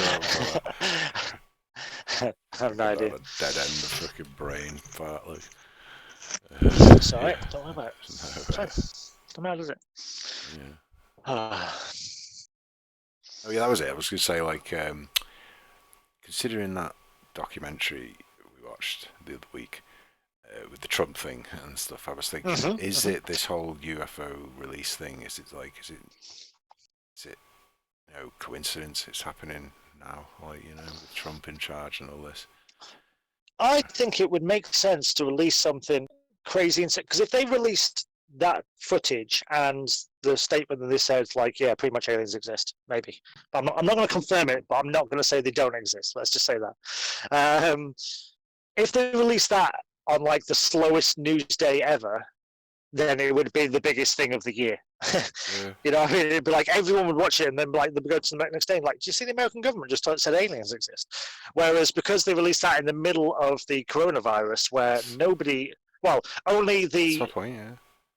only the few are looking at alternative media. I'm sure more people are doing it because of the coronavirus and because of the stupid, you know, like the changing of results and looking at the actual death count and people actually looking for some sort of answer to their own struggles and stuff. I'm sure people looking at alternative media, but I guess most people aren't like you or I that are looking like, you know, best 20 you know, alien conspiracies of 2020, you know, I mean, like, or whatever, or like looking at that, and, Well, yeah, it's been in the news and stuff. But if I asked my mum about it, she'd be like, oh, "I saw something about NASA, but I didn't read it." It's like fucking you heard someone shout something about UFOs in the middle of 1 billion people shouting about COVID-19. You know? Yeah, it's like, yeah. If you went to a march and they were like, "COVID, UFOs," like, the American government just told us aliens existed. People were like, the guy next to you were like, "What the fuck are you in the right place?" That's what I mean. Yeah. So yeah. Yeah, and like and then shit just passes by. That's it. Oh, it would be like, that's one thing that I think with all these, like, you know, the leaks with WikiLeaks and Assange and the, you know, the hard drive of Hillary and everything like that, you would think that, like, it's kind of unfortunate that what we hear about is potential paedophile rings and fucking like war crimes and stuff, rather than like aliens existed. You know, like, why can't they be good? Like, aliens existed, and actually we have an underground super facility that's creating like a perfect human clone that we can all put ourselves in and live forever, never have disease again. That didn't come out. What came out was like paedophile rings and like, war crimes. But I think also though, if you're gonna fucking bring something out about it, you start with that. You're like, there could be reams of stuff about like secret things, and they're just like, well, we can't start with like alien ships and all sorts of stuff. You know, let's deal with the paedophiles first. Yeah, we've got this hard drive from the government, and it's all about like the first 2,000 hours of it is just alien stuff, man. It's fucking so cool. Yeah, autopsies and stuff. But saying that, they could release just all that shit online. If they just did a dump, I suppose it wouldn't last, would it? It would get taken down. Like, that'd be instantly taken down, and whoever put it there would be like disappear into the new Guantanamo. Yeah, I don't know. I don't know how that stuff works. I wouldn't want to be the guy to release that, because that's like, I'm doing this for the good of humanity, but not for myself. I don't know. Where do you release it though? Twitter? What? Well, yeah, you'd have to. I would just release it on all platforms at the same time. But maybe do like a launch towards it, like tomorrow. Like, I mean, this is the thing. Like with that Q anon and everything like that. It's like, hopefully that will be like the, you know, like the John Connor of our universe, you know, like the person that stands up and is like the anti-hero, the person that says, actually, these are the lies they told us, and it's like he's our martyr. Yeah, I hope so, because I think it's like I'd like to believe it. whatever is going on with the world, it's like watching all this history stuff. I can't help but escape the feeling that like it has all been dominated by like some kind of secret organizations behind the scenes that are all involved in royalty and bloodlines, and it just feels that way. It's far too chaotic for it not to be, I think, a lot of the time. Like the more I learn, obviously, like you learn the minimum of history when you're a kid, but then when I actually look at the nuance of like kings and queens and bloodlines and like like especially like relationships and like why things happened and when things should have happened one way, and like it's not as black and white as like this person went over here and he didn't like this person so he killed him. It's like he didn't like this person so he killed everyone, but then he married her and then they had a child which he then married this person and that actually became a huge empire elsewhere. And you're like, how the fuck, like it doesn't seem like coincidence. It looks more like, if you look back in hindsight through history, it looks mapped out, but that's maybe because you can see the connecting points between it. And so I think it's like a group of people who were trained since birth to think along those lines, to think along the lines of like fucking 6-7 generations down the line where the family will be in their bloodline. Maybe it's I mean, we want to think outside the box. Maybe it's like, because like imagine you had like Henry, like kings Henry, there's loads of Henrys, and imagine every single Henry is the same guy. But you just have to wait a century until everyone's dead, and then they can fucking take up the same kingdom again, It's like, but anyway, that's outside the box. But regardless of that, I was gonna say that really because it's a bit out there.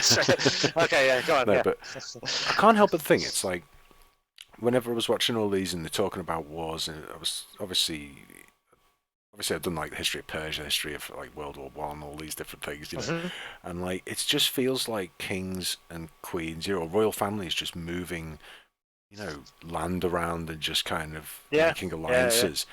But a lot of it seems to be like sacrificial, like with all this whole thing about the kids and sacrificing and all these, all this stuff. It's like there's a cult type. Yes, the amount of people that are like kind of sacrificed in wars and stuff, and like it just feels like that's what a lot of it's like. We've got too many people. It's like the French Revolution, all that stuff. It's like we've got so many people, and they all rose up. So let's instigate a war that those people have to fight in, and that eliminates the people. Like millions of people dying. Like World War One was like, fucking hell, the people are rising up all over Europe. Let's instigate a war. Like, if we kill this one dude, this fucking country has to join, starts a war. Then Russia has to back them, and then another country has to back the country they started, and it's a world war, and we get to kill millions of people, and then they can never rise up again against us for another fucking 50 years. Yeah, because there's definitely more like shut down the board. Like when there's a war, there's like, because like I mean, especially before this crisis with the yellowcoats, yellowcoats and stuff across the world. And I remember talking to there's a fella called Remy, something like that. Remy, that I hung out with in Cambodia for 3 years ago. He was a French dude, and he was talking then about the unrest in France, and how there's march in the street, and how it like their generation is like a revolution. Like he was talking about, and I'm like, really? That happens now? He's like, yeah, it's like there'll be a revolution in France in the next 2 or 3 years, and blah blah. And I was like, wow, that's amazing. Because I didn't know about it. I mean, the media doesn't talk about it and stuff. And they're the ones, because they're the last ones that done a revolution. Pretty much the major one. That was them. Yeah. Well, that's it. Yeah. I mean, here we go. Like. Just quickly, just on that note, it's like, did you know that there's it's either in France, it might not be in France, no, it's not in France. There's another country anyway, plus in Spain, they had like an entire protest that where everyone just, millions and millions of people just got in the cars and just drove like fucking in procession through the cities of Spain. With flags out, just fucking basically protesting the lockdown, but they were all 2 meters apart, they're all in cars and stuff. So, but they just brought the cities to a standstill, and in protest to the lockdowns, and fucking this has just not been reported in this country at all. just happened to hear about it. Like, I had to Because if you want literally, to do Dum Dum's a bad idea. I had to go Yeah. searching for it. It's not in the news at all. And this was only the other day.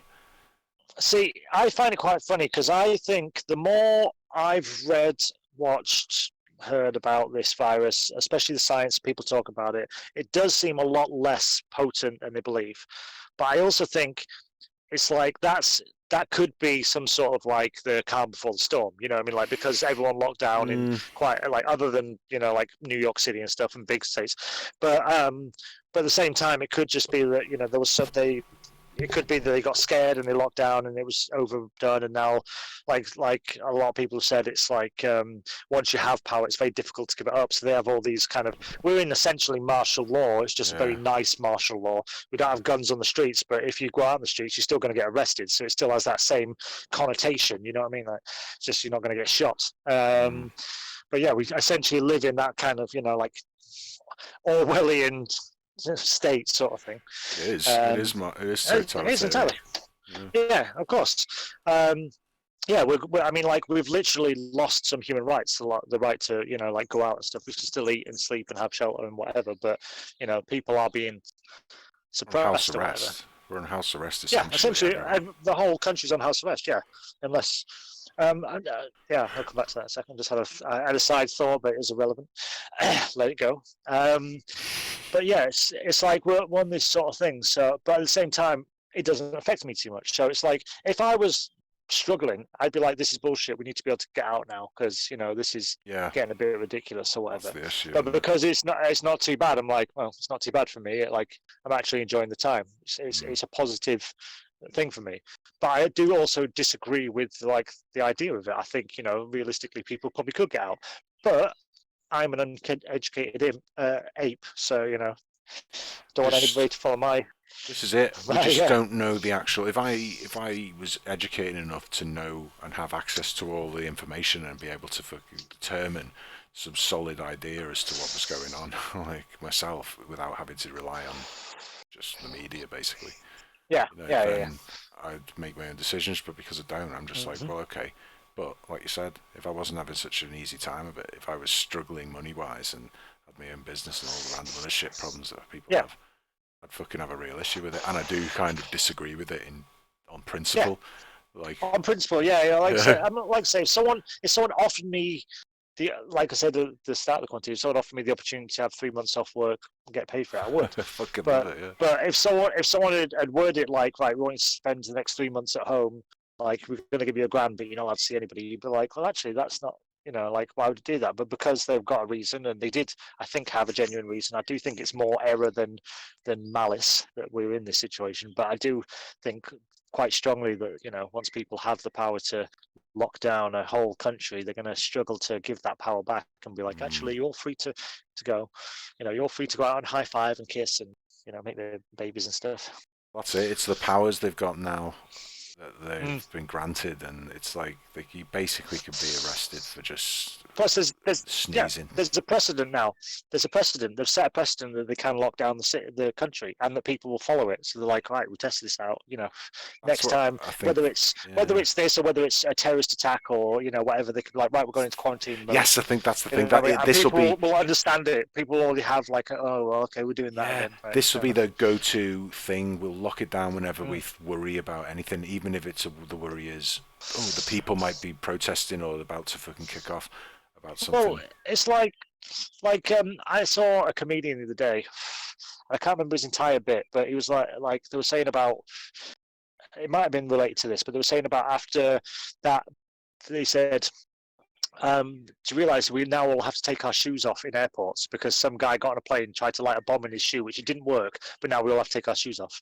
It's like they did something to prevent something which never happened, and now it's continued to be that. It's not like they're going, well, no one's making shoe bombs anymore, let's leave people's shoes on. They're going, well, it almost maybe possibly could have happened once if the guy wasn't a moron.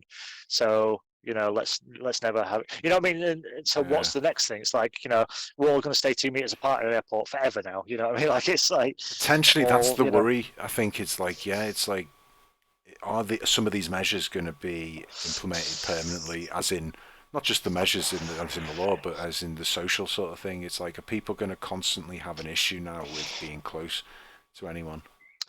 Or is it going to be like daylight savings, like in the winter when everyone starts to get sick with the Yes, flu? the Are they going fear to be like, comes. right, it's winter time, so you're allowed out between 9 and 6, but after that you have to be in over the winter. Or like except on weekends or whatever. What I mean? Like, is there going to be some sort of adaptation to the way society is thinking, and how quickly? Like, I think it'll be very quick to like say 2 months, and this is implemented to the point where people are getting a bit stir crazy, but it just becomes super routine now. Well, Super easy to just get up and do nothing and then go to bed. sure, yeah. Well, put it this way, it's like if we went back to normal, like face masks, all these sort of things are going to become regular occurrences. I Oh think yeah, yeah. we'll be like China now, in that you used to see the You people wear a like face mask. you used to see Chinese people knocking around Liverpool and stuff there Yeah. in face Yeah, you masks, get and them all the you're time in just York. why are they Yeah, wearing them? And blah blah blah. And now we know, and like I think that'll be a regular thing now. But I remember I yeah. used to work when I worked at Sony. There was a fucking guy, the supervisor used to come in regularly, and he'd come in with colds and sniffling and for coughing his head off, and he'd always, and it used to really piss me off. Now I think Yeah. that's over with. Like, I think that's part of the stigma. Yeah, I will think, remain. and I think people will be like, yeah, Yes. come on, cover your face or Yeah. whatever, because there's I think if people potential coming for into blah, blah, work blah. coughing and spluttering, I think within minutes someone will be like, "What are you doing in work? Get out! You have to go home now." Yeah. Because I Yeah. Or like say, like they'll be, because they're already talking about, like they're implementing PPE, whatever that is, like protection thing at protection, work yeah. when I go back. So there'll be like hand washing procedures that we have to follow, and not that I don't wash my hands, obviously. I do wash my hands. I work on a boat. I work by the river. I wash my hands. But they'll be like, you have to do this before you do that thing, and you have to wear gloves when you're serving food or when you're cleaning out this thing or when you're doing this. It might be better because it's pretty fucking gross sometimes. But it'll be one of them things where it's like, this is now, like a couple of years ago we got life jackets. Having not had life jackets for like there was 40 years, a point now where it's like if you walk down there, you're like, you haven't got your life jacket on, you have to go, and you have to walk all the way back up to the top and get a life jacket. I'm like, I didn't fall in for the last 3 years. I live on a boat. I've never fallen in, never once fallen in the river. And if anything, this thing makes it more dangerous. Yeah. But Makes it's me one feel of like them I'm rules where about it's to like fall it in. must be followed.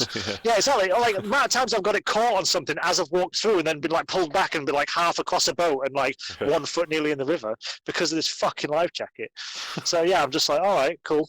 But it's one of them things where it's like it's now a necessity. It's now like there's no like, oh, I don't need one. He's all right because he's quite good balance. Maybe let the old guy wear it. He's not very good at swimming. It's now like everybody has to wear it across like the board with all our all the companies and stuff. And it's like it's one of them things where we never had to.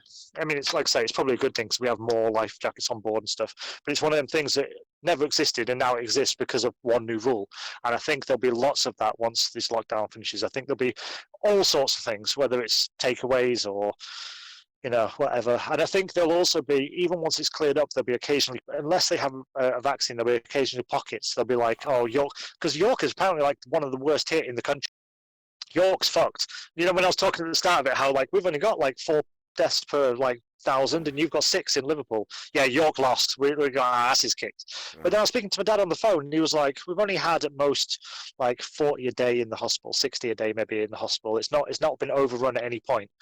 We just had a lot of people. We've got a lot of old people anyway. But I think there'll be little pockets where they'll say like York is yellow. That's They'll what could be definitely the have dangerous some sort of part traffic of it. light thing. They'll have yellow or like York is now red, so they can close off an area you're not allowed to go into shop, and then it's going to change the dynamic of the country.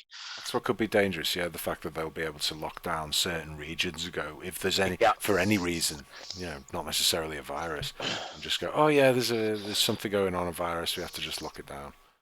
And what about if you say like you go down to London, they say, oh, you've come from the north east zone region or northwest zone, and you need some sort of card to pass through here because that's a yellow zone and this is a green zone, and we need to we check everyone in this area, but we don't check everyone there. It could. I don't think it's going to become that. Not in well, maybe in our lifetime, but I think the world could definitely move towards that sort of dynamics. It just depends. I think the structure that might be set up afterwards depends on how we exit it. Like, what the scenario is with the vaccination and when it comes out, and are people legally, you have to take it, all that sort of stuff. I think the more draconian they go, the more draconian it'll be on the outset, when we Yeah. when we come out of it, like, you know. Yeah. So It'll be interesting to see like what happens over the next probably 2 weeks, because obviously once they start doing it, we're down to like 140 deaths a day or something, which is still a lot, but it's not 800 at the max. So if they get down to like, can you still hear me? yeah. Yeah, sorry, my phone just like buzzed, and I was wondering if it was you trying to call me back. Um, but yeah, so we're down massively. But then once they open stuff up, that's when they're going to see if like people have had it and are still passing it through the quarantine. People passing it through It's whatever system. And it only takes one person, because we started with one at some point. It only takes one person to start spreading it, and we don't notice it for a couple of weeks, and a few people aren't very sick, and you get a lot of asymptomatic people that pass it to a lot of people, and all of a sudden it's 500 again. You know what I mean? So. Okay, that was the end of part 1. We've got part 2 coming up in whenever I can be bothered putting it up. So thanks for listening. It's been Word of the Horde, that famous podcast. Take care of yourselves. Until next time.